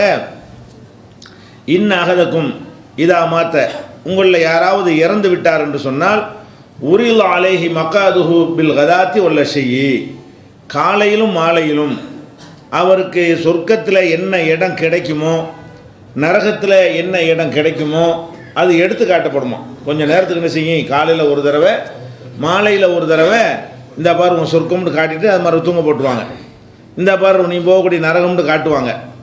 அப்போ இப்படி சொல்லிவிட்டு ஹாதா மக்காதுக்க, இதான் நீ போகிற இடம், உலகத்தையெல்லாம் எல்லாம் திரும்ப எழுப்பும் பொழுது உனக்கு தீர்ப்பளித்து நீங்கள் தான் போக போகிற, இந்த சொர்க்கத்துக்கு தான் நீ போக போகிற, இந்த நரகத்துக்கு தான் நீ போக போகிற என்று சொல்லப்படும். இது எவ்வளவு நாளைக்கு இது நடக்கும் என்று சொன்னால் ஹத்தா யபாச கல்லாஹு யௌமுல் கியாமா, அப்போ கியாம நாளில் அல்லாஹ் உன்னை எழுப்புற வரைக்கும் இதுதான் உனக்கு நிலைமை அப்படின்னு மலக்குகள் மூலமாக சொல்லப்படுமா. இது புகாரியில் 1379வது ஹதீஸில் இருக்கிறது. அப்போ ஒவ்வொரு நாளும் தூங்கிக்கிட்டே இருக்கிறாங்க, கியாம நாள் வரைக்கும் தூங்கிக்கிட்டே இருந்தாலும் ஒரு நாளைக்கு 2 டைம்ஸ் அவங்கள என்ன செய்யப்படுது, எழுப்பி. நம்ம போய் எழுப்ப முடியாது, மலக்குகளால் எந்த அல்லாஹ் தூங்க வச்சானோ அவன் எழுப்பி என்ன செய்வான்னு கேட்டால் சொர்க்கத்தையும் நரகத்தையும் என்ன செய்வான் காட்டிட்டு, சொர்க்கவாசியாக இருந்தால் சொர்க்கத்தை காட்டுவான், அவர் போகிற சொர்க்கத்தை. நரகவாசியாக இருந்தால் அவருக்கு எந்த நரகத்துக்கு போவாரோ, எந்த தரத்தில் உள்ள நரகத்துக்கு போவாரோ அதை எடுத்து காட்டுவான். எடுத்து காட்டிவிட்டு கியாம நாள் வரைக்கும் உனக்கு காட்டிக்கிட்டே இருப்பேன், இதான் நிலைமை அப்படின்னு சொல்லப்படுங்கிறாங்க. அப்போ எப்படி பேய வர முடியும்? தூங்கவும் போட்டாச்சு, டெய்லி எழுப்பி அவங்களுக்கு அட்டென்ஷன் பண்ணுவாங்கள்ல, வருகை பதிவேடு மாதிரி 2 டைம்ஸ் என்ன செய்யப்படுது, காலையில் ஒரு வருகை அட்டெண்டன்ஸ் மாதிரி தானே எழுப்பி வச்சுட்டு இந்த பார்த்துக்கன்னா அவங்க அங்கே இருக்கணும். மலைக்கு பார்க்கும்போது இங்கே வந்துட்டு என் மேலே ஏறிக்கிட்டாருன்னா அது எப்படி சரியாக வரும், உங்கள் மேலே அடிக்கிட்டாருன்னா எப்படி சரியாக வரும். அப்போ இந்த ஹதீஸை அல்லாஹ்வுடைய ரசூலுடைய இதை நம்ம நம்பணும்னு சொன்னால் எந்த இறந்து போன ஆவியும் இந்த உலகத்துக்கு என்ன செய்யாது, வர முடியாது. அவ்வளோ உறுதியான கட்டுப்பாடு, அல்லாஹ்வுடைய கட்டுப்பாடு வந்து அவ்வளோ பலமானது. அதை உடைச்சிக்கிட்டு அதை மீறிக்கிட்டு அல்லாவை ஜெயிச்சுக்கிட்டு இங்கே வந்து ஆவிகள் வந்து ஒருத்தனை வந்து ஆக்கிரமிக்குது என்று சொன்னால் அது வந்து பிற மதங்களில் சொல்லப்படக்கூடிய கட்டுக்கதை அடிப்படையில் நமக்கு வந்ததே தவிர பகுத்தறிவு பூர்வமாகவும் வந்ததல்ல, இஸ்லாமிய நம்பிக்கை அடிப்படையிலையும் இது வந்தது கிடையாது என்பதற்கு இந்த ஒரு ஹதீஸும் ஆதாரமாக இருக்கிறது. இதெல்லாம் விடுங்க, ஒரு மற்ற உயிர்களை விடுங்க, இந்த உலகத்துக்கு ஒரு உயிர் வரலாம் என்று இருந்தால் அதுக்கு அல்லாஹ் பர்மிஷன் கொடுக்குறதா இருந்தால் நபிகள் நாயகம் ஸல்லல்லாஹு அலைஹி வஸல்லம் கொடுத்துருப்பான். அவங்க இறந்துட்டாங்க, அவங்கள அடக்கம் பண்ணியாச்சு, அவங்க அல்லாஹ்வுடைய கண்ட்ரோலில் தான் அவங்களும் இருக்கிறாங்க. அவங்க என்ன சொல்கிறாங்கன்னு கேட்டால், இன்னலில்லாஹி மலாயிகத்தன் சையாஹீன ஃபில் அர்தி, அல்லாஹ் வந்து பூமியில் சில மலக்குகளை வானவர்களை நியமித்திருக்கிறான். அவங்க வேலை என்னன்னு கேட்டால், யுபல்லிகூன மின் உம்மத்திய சலாம், என் உம்மத்தில் சலாம் சொல்லுவாங்கள்ல, அந்த சலாமை கொண்டு வந்து எனக்கு சேர்க்கிறது வேலை. இப்போ நம்ம ஒவ்வொரு நாள் அவங்களுக்கு சலாம் சொல்கிறோம் தினசரி, அதுக்காக தனியாக போய்ட்டு அஸ்ஸலாமு அலைக்கும் யாரை சொல்லணும்னு சொல்லிட்டு தேவையில்லை. அன்றாடம் நம்ம சலாம் சொல்வதற்கு தொழுகையில் என்ன செய்கிறோம், அஸ்ஸலாமு அலைக்க ஐயுஹன் நபியு ரஹமத்துல்லாஹி வபரகாத்துஹு, நபியே உங்கள் மீது சலாம் உண்டாகட்டுமாகன்னு சொல்கிறோம். ரசூலுல்லாஹ் கேட்காதுங்க போது நம்ம ஏன் சொல்லணுன்ற டவுட்லாம் கூட சில ஆளுக்கு வரும். அது சொல்கிறோம் என்று சொன்னால் உடனே மலக்கு கொண்டு போய் சேர்த்துருவார். இன்னைக்கு இந்த ஆள் சொன்னார், இன்னைக்கு இந்த ஆள் சொன்னார். அப்படி எத்தனை லட்சக்கணக்கான ஆளாக இருந்தாலும் எத்தனை பேர் சொன்னாலும் அந்த உலகம் வேறு இந்த உலகம் வேறு. இந்த உலகத்தில் அப்படி சொல்கிறதுக்கே முடியாது. ஒரு ஆள் சலாமை சொல்லிக்கிட்டே இருந்தான்னா ஒரு நாள் சலாமையே 50 வருஷம் சொல்ல வேண்டியிருக்கும். ஒரு நாள் சலாம் இவர் சொன்னார் அவர் சொன்னார் சொல்வதாக இருந்தால் இந்த உலகத்தில் ஒரு நாளுடைய சலாமையை இப்போ ஒரு 700 கோடி பேர் இருக்கிறாங்க, 150 கோடி முஸ்லீம் இருக்கிறான். அதில் ஒழுங்காக ஒரு 10 கோடி பேராது என்ன செய்வான் சொல்லுவான். 10 கோடி சலாமை எடுத்துக்கிட்டு போய் சொன்னால் அதுக்கு எத்தனை நாள் பிடிக்கும்? அது இந்த உலகத்துக்கு தான். அது வேறு விதமான உலகம்ங்கும் போது என்ன ஆகிறேன், எல்லாம் ஃபாஸ்ட்டாக கால்குலேட்டர் கணக்கு போடுறதுக்கு டைம் ஆகுதா, நம்ம உட்காந்து கூட்டினா எவ்வளோ டைம் ஆகுது, கூட்டினா என்னவாக ஒரு 10 கணக்கு போட்டு கூட்டுவதாக இருந்தால் அது பேப்பர் போட்டு 7 4 10 11 கூட்டிகிட்டு இருக்கிறதா இருந்தால் எவ்வளோ டைம் எடுக்கும். இதுவே ஒரு கால்குலேட்டரில் பெருக்கிறதாக கூட்டுவதாக இருந்தால் ஃபாஸ்ட்டாக நடக்கிறது. அப்போ சாதாரண ஒரு மிஷினே சில வேலைகளை ஃபாஸ்ட்டாக செய்கிறது. நம்ம செய்வதை விட மேனுவலாக செய்வதை விட ஒரு எந்திரம் வந்து என்ன செய்யுது, நம்மளை விட விரைவாக செய்கிறது. அப்போ அல்லாஹ்வுடைய அந்த உலகத்தில் 1000 கோடி பேர் சலாம் சொன்னாலும் அது வேறு மெத்தடில் போய் சேர்ந்துடும். உலகமே வேறு, அங்கே மனிதனுடைய ஆற்றலே வேறு. இந்த கண்ணை கொண்டு அல்லாஹ்வை பார்க்க முடியாதுன்னு சொல்லப்படுது, மறுமையில் பார்ப்போன்னு சொல்லப்படுதா இல்லையா? இந்த இருக்கிற கண்ணை கொண்டு அல்லாஹ்வை பார்க்க நினச்சா மூசா நபிக்கு ஏற்பட்ட கை தான் ஏற்படும், மூர்ச்சித்து விழ வேண்டியது தான். அல்லாஹ்வை பார்க்க இயலாது. ஆனால் மறுமையில் அந்த அல்லாஹ்வை நம்ம பார்ப்போம். அந்த ஒளிமயமான அல்லாஹ்வை இந்த கண்ணு தாங்காது, மலைகளை தூளாகிவிடும் என்று சொல்லக்கூடிய இருந்தாலும் அந்த உலகத்தில் நம்முடைய பவர்லாம் கூட, நம்முடைய ஆற்றல்லாம் என்ன செய்கிறது, அல்லாஹ் திரும்ப உயிர்ப்பிக்கும் பொழுது இந்த நம்மள்கிட்ட இருக்கிற பல பலவீனங்கள் இருக்காது. முதுவை கிழவனாகும் அங்கெல்லாம் நம்ம சொர்க்கத்துக்கு போயிட்டோன்னா இளைஞர் தான், என்றும் 16 தான், கிழவிக்கு வேலையே கிடையாது. அப்போ அதுவே ஒரு வித்தியாசமான ஒரு அமைப்பு தானே. அதனால் வந்து எப்படி இத்தனை கோடி பேர் சலாமையும் இப்போ சொல்லிக்கிட்டே இருப்பாங்க அப்படின்னு நினைக்க இயலாது. எத்தனை கோடி பேராக இருந்தாலும் அது வந்து வேறு ரிலேட்டிவிட்டி தியரியை நீங்கள் கொஞ்சம் படிச்சீங்கன்னா என்ன செய்யும் உங்களுக்கு விளங்கும். அந்த உலகத்துக்கு போயிட்டுனா எல்லாம் ஃபாஸ்ட்டாக போயிடுச்சுன்னு சொன்னால் நம்ம நினைத்து பார்க்காத விஷயங்கள்லாம் என்ன செய்யும் சின்ன நேரத்தில் நடக்கும். நமக்கு தான் சின்ன நேரமாக இருக்கும். அதனால் வந்து அந்த மாதிரி மலக்குகள் இருக்க மேட்ரு எதுக்கு இதை சொல்கிறோம்னு கேட்டால், ரசூல் ஸல்லல்லாஹு அலைஹி வஸல்லம் அந்த உலகத்தில் நடமாடிக்கிட்டு இருந்தால் அதே மலக்கு போய் சொல்லணும், அவங்கள நேரம் கேட்டு போயிடுவாங்களே. அஸ்ஸலாமு அலைக்க ஐயுஹன் நபின்னு நம்ம சொல்லும் பொழுது ரசூலுல்லாஹ் காதில் கேட்டு வலைக்கும் சலாம் சொல்லிட்டு போயிடலாம்ல. வர இயலாமல் இருக்கும்போது நம்ம சலாம் சொல்லுங்கன்னு மார்க்கத்தில் சொல்லியாச்சு. அப்போ மார்க்கத்தில் அல்லாஹ்வும் கட்டளைறான், சல்லு அலைஹி வ சல்லிமு, அவருக்கு நீங்கள் சலவாத்தும் சொல்லுங்கள் சலாமும் சொல்லுங்கள். அப்போ ரசூலுல்லாஹ்வுக்கு சலாம் சொல்லுறது கட்டளைறான். அவங்க இல்லை உலகத்தில் அவங்க வாழுகிற காலத்துக்கு இந்த கட்டளை பொருந்தும். அவங்க மூத்தா போன பிறகு எங்கே போய் சலாம் சொல்கிறது? அதை ரசூலுல்லாஹ்ட்ட சஹாபாக்கள் கேட்குறாங்க, அல்லாஹ்வுடைய தூதரே இந்த சலாம் சொல்வதை பற்றி நாங்கள் அறிந்து வைத்திருக்கிறோம், அத்தஹியாத்தில் உங்கள் மீது செலவாத்து சொல்வது எப்படின்னு கேட்ட உடனே நம்ம தொழுகையில் ஓதுறோம்ல செலவாத்து, அதை சொல்லிக் கொடுக்குறாங்க. அல்லாஹும்ம ஸல்லி அலா முஹம்மதின் வ அலா ஆலி முஹம்மதின் கமா ஸல்லைத அலா இப்ராஹீம் என்று நீண்ட இந்த செலவாத்தை சொல்லித் தர்றாங்க. அப்போ நம்ம என்ன இதில் விளங்குறோம், நபிகள் நாயகம் ஸல்லல்லாஹு அலைஹி வஸல்லம் அவர்களாக இருந்தாலும் அவங்க இந்த உலகத்துக்கு வர முடியாது. நம்ம சொல்லக்கூடிய செய்தியை இந்த மலக்குங்கிற மீடியேட்டர் தான் கொண்டு போவார். அங்கே ஒரு செய்தி, இங்கேருந்து ஒரு செய்தி பாஸ் ஆகணும்னு சொன்னால் நான் அங்கே போய் இந்த செய்தியை சொல்ல இயலாது, அவங்களும் இங்கே வந்து என்னுடைய செய்தியை ரிசீவ் பண்ண இயலாது. அவங்க காது கொடுத்து வாங்கி கொள்ள இயலாது. அப்போ நாம் சொல்லக்கூடிய இந்த சலாம் அவர்களுக்கு போய் சேர்வதாக இருந்தால் அதுக்குண்டு அல்லாஹ் நியமித்திருக்கிற மலக்குகள் தான் கொண்டு போய் சேர்க்கிறார்கள்னு சொன்னால் அப்போ என்ன விளங்குது? அவ்வளோ உறுதியான கோடை போட்டான்ல, வர இயலாது.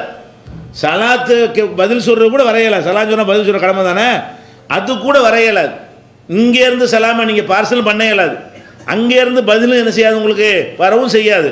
மலக்குகள் வேறு ரெண்டு உலகத்துக்கு மேட்ச் ஆகக்கூடியவங்க, அவங்க இந்த உலகத்துலையும் இருப்பாங்க, அந்த உலகத்துக்கு போவார்கள்.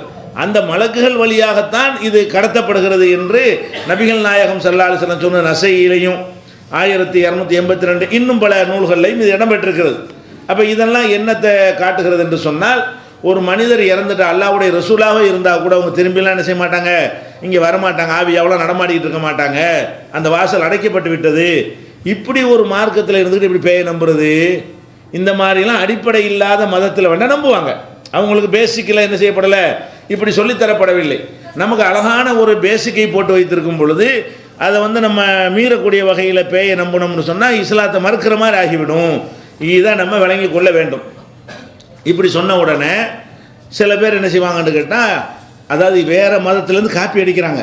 இந்த பேய் பிசாசெல்லாம் இஸ்லாத்தில் கிடையாது, பிற மதத்தவர்கள் இந்த ஆவிகள் வரும் போகும்னு சொல்கிறாங்க இல்லையா, அதை நம்பிக்கொண்டு இவங்க சொல்கிறாங்களா, அது மனசில் இருக்குது. இந்த மாதிரி சொன்ன உடனே பதில் சொல்ல இயலையா, உடனே என்ன செய்கிறாங்கன்னு கேட்டால் இஸ்லாமிய கலர் பூசி ஒரு விளக்கம் சொல்லுவாங்க. இது சாதாரண விளக்கம். பொதுவாக பேய்ண்டா என்ன அர்த்தம், செத்து போனவனுடைய ஆவி நம்மள்கிட்ட வர்றது பேய், அதான் பொதுவாக எல்லாரும் சொல்லி வைத்திருக்கிறது. இப்போ நம்ம அஜர்த்துமார் என்ன செய்வாங்க, அவர் பயப்படுறாரா, அவர் பார்த்தாரு. அப்போ இந்த இஸ்லாமிய அடிப்படையில் இந்த பேயை என்ன செய்கிறது, பேய் இருக்குன்னு நம்ம உண்டாக்கி ஆவணுமே, மார்க்கை என்ன சொல்லுது அப்படி முடிவெடுக்க நினைக்க மாட்டேங்கிறாரு. அவர் என்ன பண்ணுறாரு, பேய் இருக்குன்னு எப்படியா சொல்லி ஆகணும். அப்போ ஆவி திரும்ப வராதுன்னு சொல்லிவிட்டாங்க, இந்த ரூட்டில் போனால் பேயை நிலைநாட்ட முடியாது, ரூட்டை மாற்றுவோம் அப்படின்னு சொல்லி மாற்றுறாங்க. என்ன மாற்றுறாங்க தெரியுமா, பேயின்னு சொன்னால் ஷைத்தான், அந்த மனுஷனுடைய ரூஹுங்க வராது, அவன்கிட்ட ஷைத்தான் இருந்தான்ல, அந்த ஷைத்தான் ஏறிக்கிடுவான். அப்போ ரூஹு அந்த ரூஹு டாபிக் அடிபட்டு போயிருது பாருங்களேன். இப்போ ஒரு பேயின்னு சொன்னால் அவன் மற்ற மதத்தில் பேயின்னா செத்து போகணுன்ற ஆவி. அந்த ஆலிம்சாக்கள் வியாக்கியானத்தில் பேயினா என்னன்னு கேட்டால், செத்து போனவன்ட்ட ஒரு சைத்தான் இருப்பான்ல, அவன் எங்கே போவான், இப்போ அவன் அலைவானான். ஒரு ஆள் செத்த உடனே அவங்ககிட்ட இருந்த சைத்தானை செய்வான், அலைஞ்சு சுற்றிக்கிட்டே இருப்பானா, யாரா கிடைக்கிறான்னு சொல்லி அவன் ஒரு ஆளுக்கு நுழைஞ்சிக்கிடுவான். சைத்தான் நுழைஞ்ச உடனே என்ன ஆகுறது, இவன் ரெண்டு ஆள் டபுள் ஆள் ஆகிடுறான். இப்படிங்கிற மாதிரி என்ன செய்கிறாங்க, சைத்தான் தான் வந்துடுறானே தவிர ஆவி, நாங்களும் ஆவி வரலன்னு சொல்கிறோம். ஆவி வரலன்னு சொல்லும்பொழுது நாங்கள் ஏன் குரானை மறுத்ததாகுது, இஸ்லாத்தின் நம்பிக்கை கலர் அப்படி பூசுகிறாங்க. இஸ்லாமிய நம்பிக்கை பிரகாரமே பேயின்னு ஒன்று இருக்குதுங்கிறாங்க. இது சரியா, இதுக்கு மார்க்கத்தில் இருக்கான்னு கேட்டால் மார்க்கத்தில் கிடையாது. ஏன்னா ஷைத்தாண்டா யார், ஷைத்தானோட டியூட்டி என்ன, ஷைத்தான் அல்ல எதுக்கு படைச்சிருக்கிறான், இதை விளங்கின ஒருத்தர் இந்த வாதத்தை வைக்கலாமா? ஷைத்தான் அல்ல படைச்சது எதுக்குன்னா வழி கெடுக்கிறது. அவனுடைய டியூட்டி என்ன, அவனுடைய வேலை மனிதன் நரகவாசியாக போகணும், மனிதன் நல்லவனாகக்கூடாது. எப்படியாவது அல்லாஹ்வுக்கு மாற்றமான செயலை செஞ்சு செஞ்சு செஞ்சு அவன் நரகத்திற்கு போகணும் என்பது தான் யாருடைய குறிக்கோள், ஷைத்தானுடைய குறிக்கோள். அதான் அல்லாஹ் என்ன செய்கிறான், குரானில் சொல்கிறான். 4வது அத்தியாயத்தில் 60வது வசனத்தில், நிறைய குரானில் இருக்கிற சாம்பிளுக்கு ஒன்று 2-3 வசனம் தான். 4வது அத்தியாயத்தில் 60வது வசனத்தில் சொல்கிறான், ஒ யுரீது ஷைத்தானு ஐ யுதில்லஹும் லலாலம் பஈதா, ஷைத்தான் மனிதர்களை பெரும் வழிகேட்டில் தள்ளத்தான் நாடுகிறான். அவனுடைய நோக்கம், திட்டம், இலக்கு என்னவென்று சொன்னால் பயங்கரமான வழிகேட்டில் நம்மளை தள்ளுவது, எப்படியாவது நம்மளை பாவியாக்கணும், எப்படியாவது குற்றவாளியாக்கணும், எப்படியாவது நரகத்திற்கு உரியவர்களாக மாற்றணும். இது ஷைத்தானுடைய கொள்கை. அதுக்கு தான் ஷைத்தானுக்கு அவகாசம் கேட்டான். ஷைத்தான் என்ன அப்போதைக்கு எல்லா விலை விரட்டியிருப்பான், அப்போ அழிச்சிருப்பான்ல, அவன் கேட்டான் எனக்கு ஒரு டைம் கொடு, நான் என்ன செய்யறேன், எல்லாத்தையும் வழிகெடுத்து காட்டுறேன் அப்படின்னு சொன்ன உடனே அல்லாஹ் என்ன செஞ்சான், இன்னக்க மினல் முன்தரீன், உனக்கு டைம் கொடுத்தாச்சுன்னா. எதுக்கு டைம் கொடுத்தேங்கிறான், வழி கெடுத்து பாடுறான்னு தான் அல்லாஹ் சவால் விட்டு தான் கொடுத்துருக்குறான். எல்லாரையும் கெடுக்க முடியாது, நல்லடியார்களும் இருப்பாங்க, அவங்கள்ட்ட உன்னுடைய பாச்சா பழிக்காது என்கிற மாதிரி அல்லாஹ் என்ன சொல்கிறான், சொல்லி அனுப்பிட்டான். அவனுடைய வேலை என்ன, மனிதனை எப்படியாவது சஜிதா செய்ய சொன்னான்ல மனுஷனுக்கு, அது மறுத்தான்ல. இந்த மனுஷனால தான் நம்முடைய கிரேட் குறைஞ்சிச்சு, இந்த மனுஷனை படைக்காமல் இருந்தால் நமக்கு இப்படி ஒரு நிலைமை ஏற்பட்டிருக்குமா அப்படின்னு இப்லீஸுக்கு அன்னைக்கு வந்த ஒரு வெறுப்பு நம்மளை வழிகெடுக்கிறதையே ஒரு நோக்கமாக கொண்டு என்ன செய்யறான், நீ படைச்ச அந்த படைப்பு மட்டமான படைப்பு நான் காட்டுவேன் அப்படின்னு அவன் செய்கிறான். அதே மாதிரி 4வது அத்தியாயத்தில் 120வது வசனத்தில் யஇதுஹும் ஒய் மன்னீஹும் ஒமா யஇதுஹும் ஷைத்தானு இல்லா குரூரா. ஷைத்தானுடைய வேலை என்னன்னு கேட்டால் பொய்யான வாக்குறுதியை கொடுப்பது, ஆசை வார்த்தை காட்டுவது, இந்த மாதிரி செய்து மக்களை வழிகெடுக்கிறான். ஒரு ஆசை ஒரு தப்பான காரியம் செய்யும் பொழுது அது எவ்வளோ நல்லது, எவ்வளோ இன்பமாக இருக்கும், எவ்வளோ ருசியாக இருக்குன்னு காட்டுவான். அப்படியே நமக்கு அப்படியே ஓடும், கற்பனை ஓடணும்னு போய் செஞ்சிடணும். இதுதான் ஷைத்தானுடைய வேலை. ஒமா யஇதுஹும் ஷைத்தான் இல்லா குரூரா. ஷைத்தான் வந்து மோசடியான வாக்குறுதியை தான் தருகிறான், உண்மையில் அது இன்பம் கிடையாது, அது உனக்கு துன்பம் தான் அப்படிங்கிறத அல்லாஹ் சொல்லி காட்டுகிறான். அதே மாதிரி ஒரு ஸய்யனலஹும் ஷைத்தானு மாக்கானு யாமலூன், அவர்கள் செய்கிற கெட்ட செயல்களை எல்லாம் ஷைத்தான் வந்து அழகானதாக அவர்களுக்கு காட்டி விடுகிறான். அவன் செய்கிற கெட்ட செயல் ஷைத்தான் என்ன சொல்கிறான், உள்ள நுழைஞ்சிக்கிட்டு நீ நல்லதான் செய்கிற, விடாது, இதே மாதிரி கண்டினியூ பண்ணு, இதே அவன் மெயின்டைன் பண்ணிக்கிட்டு வான்னு என்ன செய்கிறான், அவன் ஷைத்தான் நம்மளை வந்து வழிகெடுக்கிறான். இது 6வது அத்தியாயத்தில் 43 இருக்கிறது. இப்போ இன்னஹு யஅமுரு பில் ஃபஹ்ஷாய் வல் முன்கர். ஷைத்தானுடைய வேலை என்னன்னு கேட்டால் தீமைகளையும் அருவருக்கத்தக்க காரியங்களையும் ஏவுவது தான் ஷைத்தானுடைய வேலை. இது நல்லா விளங்கிட்டீங்களா? இப்போ வந்து ஷைத்தான் மேலாடுறதுங்கிறாங்கல்ல, மேலாடுறது சரியா? ஷைத்தான் யாருன்னு நிறைய குர்ஆன் வசனத்தை எடுத்துக்கிட்டீங்கன்னா ஷைத்தானுடைய வேலை இதுதான் உங்களுக்கு விளங்கிடும். இப்போ ஒருத்தனை வந்து பேய் பிடிச்சதா சொல்கிறாங்க, பேய் என்ன கிறுக்கணும் தானே, பேய் பிடிச்சா என்ன கிறுக்கன் ஆகிடுறான்ல, அவன் வந்து வேற ஆள் ஆகிடுறான். இப்படி ஒருவன் கிறுக்கனாக ஆக்கிவிட்டால் ஷைத்தான் போய் என்ன செய்கிறான், ஒரு ஆள் மேலே ஏறி ஒரு ஆள் மேலே மேலாடி அவனை வந்து கிறுக்கனாக்கி விட்டுறான்னு சொன்னால் இது ஷைத்தானுக்கு லாபமாக நட்டமா? ஷைத்தான் கொள்கை என்ன? நரகவாசி ஆக்குறது. கிறுக்கன் ஆக்கினா எப்படி நரகவாசி ஆக்குறது? கிறுக்கன் கொலை செஞ்சா அல்லாஹ் பிடிப்பானா? கிறுக்கன் வந்து தண்ணி அடிச்சா கேள்வி கேட்பானா? உலகத்திலேயாச்சும் கேட்பானுங்களா? உலகத்திலே ஒரு கிறுக்கன் யாராவது கொலை பண்ணிட்டான்னா அவனை தூக்கில் போடுவானா? அப்போ ஒருத்தனை கிறுக்கன் ஆக்கிட்டான்னு சொன்னால் அவன் என்ன தப்பு மாதிரி நமக்கு தெரிஞ்சாலும் அவன் குற்றமற்றவன் ஆக்கிடுறான். இது ஷைத்தான் லாஸில், இது ஷைத்தானுக்கு நட்டம் இல்லைங்க. இது ஷைத்தானுக்கு லாபம் என்ன? உங்களை சுய நினைவோடு வைத்து உங்களை பாவம் செய்ய வைக்கணும், சுய நினைவோடு உங்களை திருட வைக்கணும், சுய நினைவோடு உங்களை பொய் சொல்ல வைக்கணும், சுய நினைவோடு உங்களை ஃப்ராடு பண்ண வைக்கணும். அது ஷைத்தானுடைய வேலை. அப்போ நீ நரகத்துக்கு போவீங்க, அது மனிதனை நரகத்தில் கொண்டு தள்ளும். இப்போ நீங்கள் இந்த ஷைத்தான் தான் இந்த வேலையை செய்கிறான் பேயின்னு சொல்லி ஒருத்தன்ட்ட இருந்த ஷைத்தான் மேலே ஏறிக்கிட்டான்னு சொன்னால், அப்போ மேலே ஏறின ஷைத்தான் ஏறின பிறகு நம்ம வந்து கிறுக்கனவள் ஆயிடுறோம். இந்த பேய் பிடிச்சவன்னு சொல்கிறவன்லாம் அவனாக இருக்கிறான், வேற ஆள் ஆயிடுறான்ல. வேற ஆள் அவன் ஆகியிருக்கும் பொழுது அவன் கொலை செஞ்சால் அது யார் பொறுப்பு? அந்த மனுஷன் பொறுப்பாளி ஆவானா? பேய் பிடிச்சிருக்குன்னா பேயின கிறுக்கனாக இருக்கான். கிறுக்கனாக இருக்கக்கூடிய ஒருத்தன் எந்த தப்புகளை, எவ்வளோ பாரதூரமான தப்புகளை செஞ்சாலும் மனிதர்களுடைய சட்டத்திலையும் அவன் குற்றவாளி கிடையாது, அல்லாஹ்வுடைய சட்ட பிரகாரமும் குற்றவாளி கிடையாது. கிறுக்கனுக்கு தொழுகை கடமையா? கிறுக்கனுக்கு நோன்பு கடமையா? கிறுக்கனுக்கு ஜக்காத்து கடமையா? ஒருத்தன் பிறந்ததுலேருந்து சாவரனுக்கு கிறுக்கனை வந்து செத்துட்டான்னு வைங்க, அல்லாஹ் ஏன்டா தொழுன்னு கேட்பானா? அவனை ஏன்டா நோன்புக்கலன்னு கேட்பானா? கிறுக்கனு கேள்வி கிடையாது, கொஸ்டின் பண்ண முடியாது. எப்போ கிறுக்கனை ஆனானோ அதுலேருந்து உள்ளதுக்கு அவனுக்கு என்ன இல்லை, கேள்வி கிடையாது. அப்படி இருக்கக்கூடிய நேரத்தில் இந்த ஷைத்தானை அல்லாஹ் எதுக்கு படைச்சிருக்கேன்னு சொல்கிறானோ அதுக்கு மாற்றமான வியாக்கியானத்தை இவங்க கொடுக்குறாங்க. ஷைத்தான் ஒருத்தன், அந்த ஷைத்தான் என்கிட்ட வந்துட்டா என்ன நடக்கணும் தெரியுமா? ஏற்கனவே 2 தடவை திருடினவன் 5 தடவை திருடணும், அப்படி இருக்கணும். 2 சினிமாவுக்கு போகணும், 10 சினிமாவுக்கு போகணும். அது எப்படி இருக்கணும்? அந்த ஷைத்தான் வந்து ஏற்கனவே ஒரு ஷைத்தான் என்கிட்ட இருக்கிறான், இன்னொரு ஷைத்தான் வந்து என்கிட்ட வந்துட்டான்னு சொன்னால், அடுத்தவன் ஷைத்தான் என்கிட்ட வந்துட்டான்னு சொன்னால் மனிதனுடைய தப்புகள் அதிகரிக்கணும். இவன் கிறுக்கனோட போன தப்பு எங்கே அதிகரிக்கிறது? இவன் வந்து லூசாவோட உளரோட செய்கிறான், இவன் போய் தன்னுணர்வோட எந்த பாவமும் செய்ய மாட்டேங்கிறானே. அப்போ 2 விபச்சாரம் செஞ்சவன் என்ன செய்யணும்? ஷைத்தான் இன்னொரு ஷைத்தான் ஏறிக்கிட்டால் 4 விபச்சாரம் ஒரு நாளைக்கு பண்ணணும். அப்படிங்கிற மாதிரி நடக்குதா? அப்படி நடந்தால் ஷைத்தான் வந்துட்டான்னு ஒத்துக்கலாம். டபுள் ஷைத்தான் அவன்கிட்ட ஒத்த ஷைத்தான், அவன்கிட்ட 2 ஷைத்தான் சொல்லலாம். அப்போ ஷைத்தான் இருந்தால் என்ன நடக்கணுமோ அது நடந்தால் தான் ஷைத்தான் வந்தான்னு சொல்லணும். ஒருத்தர் ஷைத்தான் வந்துட்டான்னு சொன்னால் அப்போ ஷைத்தானியத்து வந்து என்கிட்ட அதிகரிக்கணும், ஷைத்தானுடைய தன்மை என்னிடத்தில் கூடணும், அப்போ ஷைத்தான் வந்துட்டான்னு சொல்லலாம். ப்ராக்டிக்கலாக பார்த்தாலும் அப்படி இல்லை. இந்த மாதிரி பேய் பிடித்தவர்கள்னு சொல்கிறாங்களே, அவங்க ரெட்டை தீமை செய்பவர்களாக இல்லை, ஒரு தீமையும் செய்ய மாட்டேங்கிறான்னு சொல்ல போனான். அவன் பாட்டுக்கு உளருவான், அப்படி வாங்கி விழுந்துருவான், அவ்வளோதான். அவனுடைய லைஃபை சுருங்கி போய் விடுகிறது. அப்போ அந்த மாதிரியாக இருக்கையில் அந்த ஷைத்தான் நம்மள்கிட்ட ஏறிட்டான்னு சொல்வது எப்படி அறிவுக்கு பொருத்தமாக இருக்கும்? இது மார்க்கத்துக்கு எப்படி உகந்ததாக இருக்கும் என்று நம்ம சிந்தித்து பார்க்க வேண்டும். அதே மாதிரி வந்து ஷைத்தான் வந்து மனுஷன் மேலே ஏறிட்டாங்கிறோம்ல, அல்லாஹ்வுடைய ரசூல் என்ன சொல்கிறாங்கன்னு கேட்டால், எல்லா மனுஷன்ட்டையுமே முதல்ல வந்து ஷைத்தான் இருக்கிறான். முதல்ல நம்ம விளங்கிக்கிறணும், நம்மள்ட்ட ஷைத்தான் இருக்கானா இல்லையா? நபிகள் நாயகம் ஸல்லல்லாஹு அலைஹி வஸல்லம் வந்து ஏத்திகாஃப் இருக்கிறாங்க. அப்போ ஏத்திகாஃப் இருக்கும்போது வீட்டுக்கு போகக்கூடாது இல்லையா, பள்ளிவாசலில் இருக்கிறாங்க. அப்போ அவங்க மனைவி ஏதோ தேவைக்கான்னு பேச வரும் பொழுது வாசல் நின்று மனைவிட்டு என்ன செய்கிறாங்க, பேசிகிட்டு இருக்கிறாங்க. சஃபியாட்ட பேசிகிட்டு இருக்கிறாங்க. அந்த காலத்து இந்த மாதிரி லைட்லாம் கிடையாதுல்ல, இருட்டாக தான் இருக்கும். அப்போ ரசூலுல்லாவுடைய குரலையெல்லாம் கவனித்து 2 பேரும் கடந்து போயிட்டு இருக்கிறாங்க. ரொம்ப இருட்டு நேரம் இல்லை, நள்ளிரவுலாம் நடமாட மாட்டாங்க. ஒரு 7 மணி அந்த மாதிரியான ஒரு டைமாக இருக்கும். அந்த மாதிரி பேசிகிட்டு இருக்கையில் ஒரு 2 பேர் கடந்து போகிறாங்க, அன்சாரி ஆளுங்க.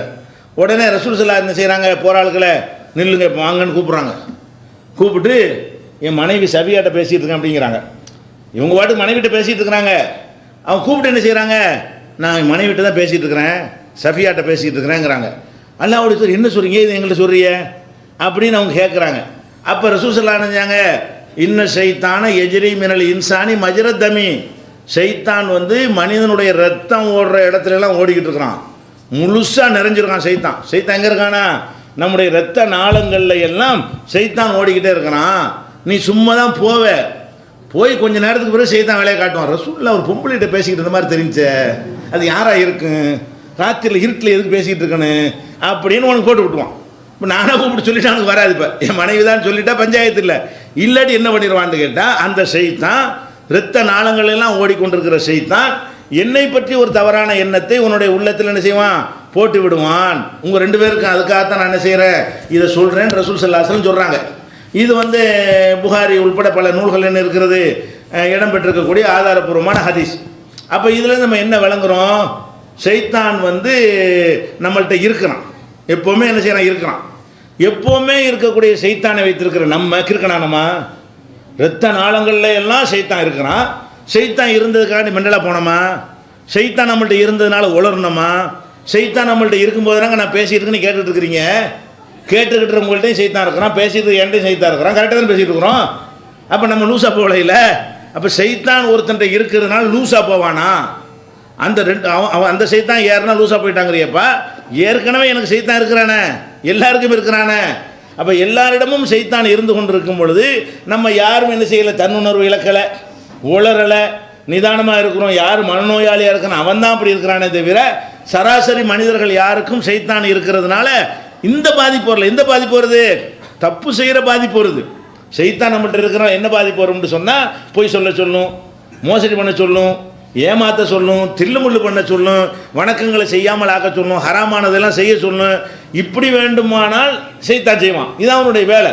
இரத்த நாளங்களில் இருக்கக்கூடிய ஷைத்தான் நம்மளை இப்படி கொண்டு போகத்தான் நினைக்கிறானே தவிர நம்மளை கிறுக்கனாக்கி விட்டாண்டு வைங்க, அந்த செயலையெல்லாம் நம்ம செய்யலை, ஷைத்தான் தான் செஞ்சான். அந்த செயலையெல்லாம் ஷைத்தான் நம்மளை கிறுக்கனாக்கி விட்டுட்டு நம்மளை வந்து தன்னுணர்வு இழக்க செஞ்சு நம்ம மூளையை கண்ட்ரோலை இழந்துட்டு நம்மளை அந்த ஷைத்தானே என்னை இயக்கிட்டு இருந்தான்னு சொன்னால் நான் செய்கிற எல்லா காரியமும் நான் செய்யவில்லை, ஏன் நான் உடன்பட்டு செய்யலை, அவன் செய்கிறான், அந்த உடலில் அவன் செய்கிறான்னு வந்தால் குற்றவாளி அவன் தான் ஆகுவான். அப்போ இது அல்ல ஷைத்தானுடைய வேலை. அதனால் இந்த ஷைத்தான் கலரை பூசி என்ன செய்கிறாங்க, இது வந்து பேய் இருக்குது, அவனுக்கு விட முடியலை. இந்த அப்பம் பாட்டன் பல தலைமுறையாக சொல்லி கொடுத்த பேயை இல்லைன்னு சொல்வதற்கு பெரிய கஷ்டமாக இருக்கிறது. அதுக்காக என்ன செய்கிறாங்க, அது ஆவிலாம் கிடையாது, அது ஓகே தான், ஆனால் ஷைத்தான் தான் வர்றான் அப்படிங்கிற ஒரு டைலாக் விட்டு என்ன செய்கிறாங்க, சமாளிக்க பார்க்குறாங்க. அதுக்கும் மார்க்கத்தில் என்ன இல்லை, இடம் கிடையாது. அடுத்து என்ன செய்வாங்க, சில ஆளுக்கு ஜின்னு வந்துரு, ஜின்னு அடுத்து ஒரு இஸ்லாமிய கலர் பூசணும்ல. இது பேயின்னா என்னன்னு கேட்டால் அந்த இறந்து போன ஆவியில் அது இந்துக்களுடைய நம்பிக்கை. நம்ம இஸ்லாமிய பேய் என்னன்னு கேட்டால் ஜின்னு எரிக்கிறேன். ஒரு மனுஷன் என்ன செய்யும், ஜின்னு ஒரு படைப்பு இருக்க தானே செய்யுது, அது வந்து ஒரு மனுஷனுக்குள்ளே நுழைஞ்சிக்கிறேன். அப்படி நுழையும் போது என்னவாகும்னு கேட்டால் அது ஒரு பவர்ஃபுல்லானதாக இருக்கா, அதுக்கு தகுந்த மாதிரி அந்த மனிதனுடைய செயல்பாடெல்லாம் அமைஞ்சிக்கிறோம் அப்படிங்கிற மாதிரி என்ன செய்கிறாங்க, ஒரு வியாக்கியானத்தை கொடுக்குறாங்க. முதல் விஷயம் என்னென்னு கேட்டால் ஷைத்தான் வந்து மனுஷன்ட்ட ஊடுருவி இருப்பாங்கிறதுக்கு ஆதாரம் இருக்கிறது, குர்ஆனில் ஆதாரம் இருக்கிறது, ஹதீஸில் ஆதாரம் இருக்கிறது. ஊடுருவுக்கு அர்த்தம் என்ன, வழிகெடுக்கிறது. ஊடுருவது என்று சொன்னால் நம்மளை மூளையை வந்து செயலிழக்க செய்வது கிடையாது. நம்மளாக இருந்து கொண்டு இருக்கும் பொழுது நம்ம மூளை அவனுக்கு கட்டுப்பட்டு நடக்கக்கூடியதாக தான் மாறும். அவன் வந்து நம்ம ஓவர்டேக் பண்ணி போக மாட்டான். ஷைத்தான் நம்மள்கிட்ட இருந்தாலும் நம்மளை தான் செய்ய வைப்பான். நம்ம விரும்பி செய்யக்கூடிய நிலைக்கு தான் நம்மளை தள்ளுவானே தவிர நம்மளை மூளையை கிறுக்கனாக்கி செயல்படாமல் ஆக்கிட்டு அவனை எடுத்து செய்வது கிடையாது என்பதை நம்ம பார்க்குறோம். இது ஷைத்தான் எல்லாத்தையும் இருக்கிறதுக்கு ஆதாரம் இருக்குது. ஜின்னுங்கிற ஒரு படைப்பு உங்கள்கிட்ட வந்து எல்லாருக்குள்ளேயும் ஊடுருவி ஒரு மனிதனுக்குள்ளே தாங்கிக்கிட்டு இருக்குதா, அதுக்கு சாத்தியம் இருக்குதான்னு கேட்டால் அதுக்கு சாத்தியமே கிடையாது. அது ஒரு தனி படைப்பு, அதுவும் இறைவனை வணங்குவதற்காக படைக்கப்பட்ட ஒரு படைப்பு. மா கலகத்துல் ஜின்ன ஒல் இன்ச இல்லால் யாபுதும், மனிதனையும் ஜின்னையும் என்னை வணங்குவதற்காகத்தான் நான் படைச்சிருக்கிறேன். மனுஷனும் என்னை வணங்கணும், ஜின்களை என்னை வணங்கணும்னு எல்லாம் சொல்லிட்டான். அப்போ அல்லாஹ்வுடைய கட்டளையை செயல்படுத்தக்கூடிய இரு வித்தியாசமான படைப்புகள் தான் மனிதர்களும் ஜின்களும். அப்போ மனிதன்கிட்ட மனித உயிர் தான் இருக்கும், ஜின்னுகிட்ட ஜின்னு உயிர் தான் இருக்கும். அந்த உயிர் இந்த பாடிக்கு ஏற்றுக்கிறாது, இந்த உயிர் அந்த பாடிக்கு என்ன செய்யாது, அது ஏற்றுக்கொள்ளாது. அப்படிங்கிறது தான் மார்க்கத்தில் உள்ள ஒரு நிலைமை. இவன் என்ன செய்கிறான்னு கேட்டால், ஒரு ஜின்னு வந்து நம்ம மனிதனுக்குள்ளே மேலாடுகிறது அப்படின்னு ஒரு தவறான நம்பிக்கை வச்சு இந்த பேய் பிடிச்ச ஆட்கள்லாம் யாருன்னு கேட்டால் ஜின்னு மேலாடிக்கின்ற ஆளுக அப்படின்னு மக்கள் என்ன செய்கிறாங்க, ஆமாம் ஜின்னுன்னு கேள்விப்பட்டிருக்கிறோமே, பொருத்தமாக சொல்கிறாரு, விளக்கம் நல்லா இருக்கு, ஜின்னுங்கிற மட்டும் கேள்விப்பட்டிருக்கோம்ல, அதுதாங்கிற ஜின்னு இருக்கிறது தான் உண்மையை தவிர அது மேலாடிக்கிறதுங்கிறான் பாருங்க, அது பொய். மேலாடுனா நம்ம ஏற்கனவே சொன்ன மாதிரி ரெண்டு கல்பு வரக்கூடாது, நானாகவும் இருக்கிறேன் என்னுடைய ஜின்னாவும் நான் இருக்கிறேன்னு சொன்னால் மா ஜஅலல்லாஹு ரஜுலின் மின் கல்பைனி ஃபீ ஜௌஃபிஹி, எந்த மனிதனுடைய உள்ளத்திலையும் உள்ளுக்குள்ளேயும் ரெண்டு மனங்களை ரெண்டு கல்புகளை எல்லாம் ஏற்படுத்தலை. இப்போ ஜின்னு என்கிட்ட வந்துருச்சுன்னு சொன்னால் ஜின்னு கல்பு ஜின்னு மனசு ஒன்று, ஏன் மனசு ஒன்று ரெண்டாவதுல இது இல்லைங்கிறன அல்ல, அந்த கான்செப்டில் இது அடிபட்டு போய்விடும். அது போக சரி ஜின்னுங்கிற வச்சுக்கிறோம், ஜின்னு இருக்கட்டும், ஜின்னு செய்கிற வேலையெல்லாம் நீ செய்யணுமா இல்லையா? என்கிட்ட ஜின்னு வந்துருச்சுன்னு சொன்னால் என்னுடைய செயல்பாடெல்லாம் எப்படி இருக்கணும், ஜின்னு மாதிரி என்னுடைய செயல்பாடுகள் இருக்கணும். ஜின்னு செயல்பாடு என்ன, இந்த பேய் பிடிச்சவன்ட்ட ஜின்னு வந்துருச்சுன்னு வச்சுக்கிடுவோம். ஜின்னு என்ன செய்யும், சுலைமான் நபி சம்பவம் நீங்கள் குர்ஆனில் படிக்கிறீங்க. பக்கத்து நாட்டில் உள்ள ஒரு ராணியுடைய சிம்மாசனத்தை யார் கொண்டு வருவா அப்படின்னு கேட்குவாங்க. அப்போ கால இஃப்ரீத் மினல் ஜின்னி, இஃப்ரீத் என்ற ஒரு ஜின்னு சொன்னது, ஆனால் ஆத்திக்க பிஹி கபலான் தக்குவம மின் மக்காமிக்க, நீங்கள் உட்கார்ந்துருக்கிற இடத்துல இருந்து எந்திரிக்கிறதுக்குள்ள நான் என்ன செய்வேன், அதை கொண்டு வந்துடுவேன். இன்னில கவியும் அமீன், நான் ரொம்ப வலிமை மிக்கவன், நான் வந்து நம்பகமானவன், எடுத்துகிட்டு ஓடி போயிட மாட்டேன், கரெக்டாக கொண்டு வந்துடுவேன் அப்படின்ட்டு அந்த ஜின்னு சொன்னது. இது குர்ஆனில் 27வது சூறாவில் 39வது வசனத்தில் இருக்கிறது. இன்னொரு ஜின்னு சொல்லுகிறது, இது ரொம்ப அதிகமாக இருக்குது டைம், உட்கார்ந்து எந்திரிக்கிறது, கண்மூடி திறக்கிறதுக்குள்ள நான் கொண்டு வந்துடுவேன். ஆனால் ஆத்திக்க பிஹி கபலான் ஏர்த்த இலைக்க தரப்புக்க, உங்களுடைய கண்களை மூடி திறப்பதற்கு முன்னாடி நான் அதை எடுத்துகிட்டு வந்துடுவேன்னு சொல்லுது. சொல்லி முடித்து பார்த்தா முன்னாடி இருக்குதுன்னு முதல்ல சொல்லியிருக்கிறோம் இதை. அப்போ இதை வச்சு பார்த்தீங்கன்னா என்கிட்ட ஜின்னு வந்துருச்சுன்னு வைங்க, இப்போ நான் என்ன செய்யணும், அந்த மாதிரி வேலையெல்லாம் செய்யணும். எந்த மாதிரி வேலை, ஒபாமாவை கொண்டாந்து நிப்பாட்டணும், செஞ்சு காட்டு, அது பெரிய மேட்ரு இல்லை. எங்கள் ஊரில் ராணியுடைய சிம்மாசனத்தை செஞ்ச மாதிரி என்ன செய்யணும், வெள்ளை மாளிகையில் உள்ளதெல்லாம் தூக்கணும் இங்கே கொண்டா வச்சு போடணும், பென்டகனில் உள்ளதெல்லாம் தூக்கொண்டு என்ன செய்யணும் ஆப்கானிஸ்தானில் போட்டு போடணும். அது மாதிரி செஞ்சு என்ன சொன்னால் அப்படி செஞ்சு காட்டினா அடைய வந்துட்டு ஜின்னு இருக்குன்னு சொல்லலாம். இவன் ஜின்னு இருக்கிற மாதிரி ஏதாவது இருக்கா, இவன்ட்ட ஜின்னு இருக்கிற மாதிரி ஏதாவது செய்கிறானா, மனிதனை போல சாப்பிடுகிறான், மனிதனோட சில குறைபாடுகள் தான் இருக்கே தவிர கூடுதலாக இவன்ட்ட என்ன இருக்கிறது, ஜின்னு வந்து மேலாடிக்கிட்டது என்று சொன்னால் ஜின்னுடைய ஆற்றல் வரணுமா இல்லையாப்பா, ஜின்னு மாதிரி ஏதாவது செய்யணுமா இல்லையா? அப்போ அதையும் நம்ம பார்க்குறோம். அதே மாதிரி என்னன்னு கேட்டால் ஜின்னை பற்றி எல்லாம் என்ன சொல்கிறான்னு கேட்டால், இப்போ நம்ம வந்து விண்வெளிக்கு போகிறோன்னு வைங்க, விண்வெளிக்கு நம்ம போகிறாந்தா சாதனங்கள் வேணும், அதுக்குள்ள ராக்கெட்டு போக்குவரத்து இதெல்லாம் தயார் பண்ணி கொண்டு இல்லை அப்படி சொல்லிட்டான், அதுக்குள்ளே பவரோடு தான் நம்ம என்ன செய்யணும் போக வேண்டி இருக்கும். ஜின்களை பொறுத்த வரைக்கும் அவங்களுடைய இந்த பூதம் இந்த மாதிரி உடல் அதுக்கு இல்லையில, அதனால் என்ன செய்வாங்கன்னா நம்ம ஃபாஸ்ட்டாக ஒளி வேகத்தில் போவாங்க. ஜின்களை என்ன செய்யும், இங்கேருந்து அங்கே போயிடும், வானத்துக்கு போயிடும், அங்கேருந்து ஒடியாந்துடும், எல்லாம் ஒரு செகண்டில் ஒடியாந்துடும், அவ்வளோ வேகமாக அது போகும். எந்த அளவுக்குன்னு சொன்னால் வானவர்கள் முதல் வானத்தில் பேசிகிட்டு இருக்காங்கல்ல, அதை போய் ஒட்டு கேட்க போகுமா ஜின்கள்லாம். ஒட்டு கேட்க போகும்போது என்ன செய்யும், அதை கேட்டு வந்து இங்கே மக்கள் மத்தியில் பரப்பி விட்டுரும். இது இந்த இஸ்லாம் அந்த ரசூல்லா வந்த பிறகு தடுக்கப்பட்டுருச்சு, ஜின்கள் மேலுலகத்துக்கு போனால் என்ன செய்யாது, ஒட்டு கேட்க முடியாது அப்படின்னு குர்ஆன் சொல்லுகிறது. எப்படி சொல்லுகிறதுன்னு கேட்டால், வானுலகத்திற்கு நாம் ஏறி சொல்லி போகிறோம், ஜின்கள் பேசிக்கிறோம், வானுலகத்துக்கு ஏறி சொல்லி போகிறோம். ஆனால் ஃபமை எஸ்தமியல் ஆன், இப்போ நம்ம ஒட்டு கேட்கறதுக்கு போனால் எஜிதலஹு ஷிஹாபன் ரசதா, அது வந்து ஒரு தீப்பந்தத்தை நம்ம சந்திக்க வேண்டி இருக்கிறது, போக முடியலை. நம்ம இங்கேருந்து வானுலகத்துக்கு போய் மலக்கில் என்ன பேசுகிறான்னு கேட்க போனால் தீப்பந்தத்தை விட்டு எரிகிறாங்க, நமக்கு வானுலகத்து செய்தியை ஒட்டு கேட்க முடியலன்னு தோல்வியோடு ஜின்கள் திரும்பினது. இதே கருத்தை வந்து இந்த கருத்து 72:9, 37:10, 15:18 இந்த 3 வசனங்கள்லையும் இந்த செய்தி எல்லாம் சொல்கிறான். அதாவது ஜின்கள் வந்து மேலே வரைக்கும் போயிடும்னு சொல்லி. அப்போ என்ன பண்ணணும், இவன்கிட்ட ஜின்னு இருந்தால் அவ்வளவுக்கு இல்லாட்டாலும் இவன் அமெரிக்காக்காரன் இப்போ தான் செவ்வாய்க்கு போன வருஷம் விட்ட விண்கலம் செவ்வாயில் இப்போ தான் இறங்கியிருக்குது, ஆள் இல்லாத ஒரு விண்கலம். இவன் என்ன செய்யணும், அங்கே போய் நேரம் இறங்கிட்டு அந்த பென்டகனுக்கு போஸ்ட் கொடு, கொண்ட ஜின்னு வச்சுக்கிறீங்களா, ஜின்னு மேலே போயிருமா இல்லையா, அப்படி தூக்கிட்டு போய் சந்திரனில் போய் இறங்கு, செவ்வாயில் போய் இறங்கு, அங்கே இறங்கி என்ன அதுக்கு அங்கெல்லாம் போனால் கூட அது பாதிக்காதுல்ல. இப்போ நம்ம வந்து சந்திரனுக்கு போனோன்னு வைங்க செத்து போயிடுவோம். ஏன், அதுக்கு காற்று கிடையாது, சுவாசிக்கிற முடியாது, ஆக்சிஜன் கிடையாது. அது மாதிரி செவ்வாய்க்கு போனால் அது மாதிரி என்ன செய்யும், கடுமையான குளிராக இருக்கும், விறக்கட்டை விரைச்சி போயிடுவோம். இப்படியான ஒரு பல விஷயங்கள்லாம் இருக்கிறது. ஆனால் இவைகள் தான் ஜின்னுகள் தான் போகுமே, மேலே வரைக்கும் போகுமே, வானூல் வரைக்கும் போனால் கூட அதுக்கு ஆக்சிஜன் மேட்ரு ஒன்றுமே கிடையாது. அப்போ உங்ககிட்ட ஜின்னு வந்துட்டு தான் மேலாடி தான் நீ பையா இருக்கிறேன்னு சொன்னால் அப்படி போய் காட்டு. ஒரு மரத்தில் சரி இப்படி ஜம்ப் பண்ணி நின்று பார்ப்போம். ஒரு 14 மாடி கட்டத்தில் என்ன செய்யணும், இந்த பார் அப்படி அங்கே நிற்கணும், அப்படி இங்கே இறங்கணும், அவ்வளோ காது காட்டு. அப்போ நம்ம என்ன விளங்கிக்கிறோம், அட்டை இவன்ட்ட ஜின்னு இருக்குது, ஜின்னு செய்கிற வேலையெல்லாம் செய்கிறான், செயல்களை வச்சு தான் பார்க்க. ஜின்னை பார்க்க முடியலைன்னா செயலையாவது பார்க்கணுமா இல்லையா, ஒன்று ஜின்னை கொண்டாந்து காட்டு, அது பார்க்க முடியாது. இல்லாட்டி எதை காட்டு, ஜின்னு செய்கிற வேலையை நீ செஞ்சு காட்டு. அப்போ நான் என்ன ஒத்துக்குருவேன், ஒன்று இடத்துல ஜின்னு இருக்குன்னு ஒத்துக்குருவேன். அப்போ ஜின்னுன்னு சொல்வது இருக்கிறது உண்மை, ஆனால் அதெல்லாம் பேய் கிடையாது, நல்லா விளங்கி கொள்ள வேண்டும்.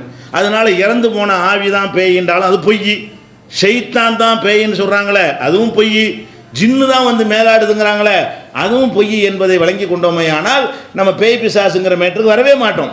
இன்னும் சொல்ல போனால் இப்போ ஜின்னு இருக்குது, நமக்கு கண்ணை கொண்டு நம்ம பார்க்குறோம். பேய்க்கு அந்த பஞ்சாயத்து இருக்குதா, இல்லை. ஒருத்தனுக்கு பேய் பிடிச்சிருச்சின்னு வைங்க, அவனுக்கு 2 கண்ணையும் கட்டிவிட்டு ஏத்தாப்பில் உள்ளதை பார்க்க சொன்னால் பார்க்குவானா, இந்த கண்ணுக்கு தான் அந்த பஞ்சாயத்தெல்லாம் இருக்குது. உன்ட்டு பேயிலப்பா இருக்குது, செத்து போன ஆவி தானே இருக்குது, அதான் பார்க்கும்ல, அதானே பேசிக்கிட்டு இருக்கு பையன்ட்ட. அப்போ என்ன செய்யணும், கண்ணை கட்டின உடனே அது கரெக்டாக பேசணும். ஜின்னு ஒன்றை இருந்தாலும் கரெக்டாக ஆளை கண்டுபிடிக்கணும், சைத்தான் ஒன்றை இருந்தாலும் கரெக்டாக ஆளை கண்டுபிடிக்கணும். சைத்தானுக்கு இந்த கண்ணெலாம் தேவையில்லையில, சைத்தான் வந்து கண் இல்லாமல் பார்ப்பான்லங்க, இந்த கண்ணை வச்சு பார்க்கறது இல்லை தானே. ஜின்னுக்கு இந்த கண்ணு தேவையில்லை தானே, செத்து போன ஆவிக்கு இந்த கண்ணு இல்லாமல் தானே வந்துச்சு. அது கண்ணு இல்லாமல் தானடா கபர்ஸ்தானில் எழுப்பி வந்துச்சுங்கிற. அப்போ கண்ணு இல்லாமல் வந்ததுக்கு இப்போ எது கண்ணு. அப்போ இந்த பேய் பிடிச்சவன கண்ணை கட்டி போடுங்க, கண்ணுக்கு நான் யாருன்னு கேளுங்க, சொல்லணுமா இல்லையா, தெரியாது. யாருன்னு கேட்டால் என்ன செய்ய தெரியாது. முதுகுக்கு பின்னாடி அடிக்க போங்க, உண்மையிலேயே அந்த ஆவி அவன்கிட்ட இருந்தால் திருப்பி அடிச்சிடணும். முகத்துக்கு நேரம் வந்தால் தான் தடுக்க பார்க்குறானே தவிர முதுகுக்கு பின்னாடி வந்து அதையும் அந்த செய்தான் பார்க்கல, அதையும் அவன்கிட்ட இருக்கிற ஜின்னு பார்க்கல, அதையும் அவன்கிட்ட உள்ள அந்த ஆவி பார்க்கல. அதை பார்க்குமே, ஆவிக்கு தான் மேட்ரு கிடையாது, எல்லா பக்கமும் போகுமே பார்க்குமே. இப்படியெல்லாம் நம்ம பார்த்தோம்னு சொன்னால் இது என்ன இருக்குது, ஒரு கற்பனையான ஒரு விஷயத்தை நமக்கு போதித்து விட்ட காரணத்தினால், அது ஆழமாக உள்ளத்தில் பதிந்து விட்ட காரணத்தினால் நம்ம என்ன செய்கிறோம், பேய் பிசாசுன்னு நம்புகிறோம். அதே நேரத்தில் வந்து சில செயல்களை நீங்கள் பார்க்கலாம். இந்த பேய் பிடிச்சவங்கன்னு சொல்கிறாங்க இல்லையா, அவங்க சில காரியங்களை செய்வாங்க. என்ன செய்வாங்க, பேய் பிடிச்சவனை எடுத்துக்கிட்டீங்கன்னா இதை தூக்கையில் சாதாரணமாக பேய் பிடிச்சவங்க தூக்குவாங்க, நயசமாக தூக்குவான். தூக்க முடியாத ஒரு பொருளை என்ன செய்வான், தூக்குறத பார்க்குறீங்க. இப்போ பேய் பிடிக்காத ஒரு நாம் இதில் முட்டுவானா, ஓடி போய் மண்டையை முட்டுவானா, இந்த பேய் பிடிச்சவன் முட்டுவான். நான் போய் வேகமாக அந்த செவத்தில் முட்டுறதுக்கு நான் பயப்படுறேன். பேய் பிடிச்சின்னு சொல்கிறான் இல்லையா, இந்த பேய் பிடிச்சவன் வந்தவொன்னு செய்யறான், அவன் பாட்டு வேகமாக போய் முட்டுறான், டம்முன்னு அடிக்கிறான், ரத்தம் ஊற்றுது, அவன் பாட்டுக்கு அடிக்கிறான், அது அழுவ மாட்டேங்கிறான். ரத்தம் ஊற்றுனாலும் செய்ய மாட்டேங்கிறான், அதையே திருப்பி செய்கிறான். மாடியிலேருந்து குதிக்கிறான், மாடியில் என்ன செய்யறான், 20 அடி மாடியிலேருந்து பொத்துன்னு கீழே குதிக்கிறான். நம்ம என்ன செய்வோம், குதிக்க மாட்டோம், பயப்படுவோம். அப்போ இதெல்லாம் பார்க்கும்போது ஒரு குடம் தண்ணியை குடிக்கிறான், ஒரு ரெண்டு குடம் தண்ணி குடிக்க முடியும் மனுஷனுக்கு, ஒரு செம்பு தண்ணியை குடிக்கலாம். இவன் என்ன செய்வான், ஒரு குடத்தை எடுத்துட்டு போட்டு குடிச்சிட்டே இருப்பான். என்ன ஒன்றும் ஆச்சரியமாக இருக்கும். 4 நாளைக்கு தூங்க மாட்டான். நீங்கள் 4 நாளைக்கு தூங்காமல் இருக்க முடியுமா? அப்போ முழிச்சுக்கிட்டு இருக்கிற சக்தி, மகானுலாம் தூங்கிடுறான். இவங்க பெரிய சக்தி இருக்குங்க, இவனுக்கு தான் மகான் சொல்ல போனான். என்ன செய்யறான், இந்த பேய் பிடிச்சான்னு சொல்கிறாங்க பாருங்க, இவன் வந்து என்ன செய்கிறான், அதீதமான விஷயங்கள்லாம் செய்கிறான்.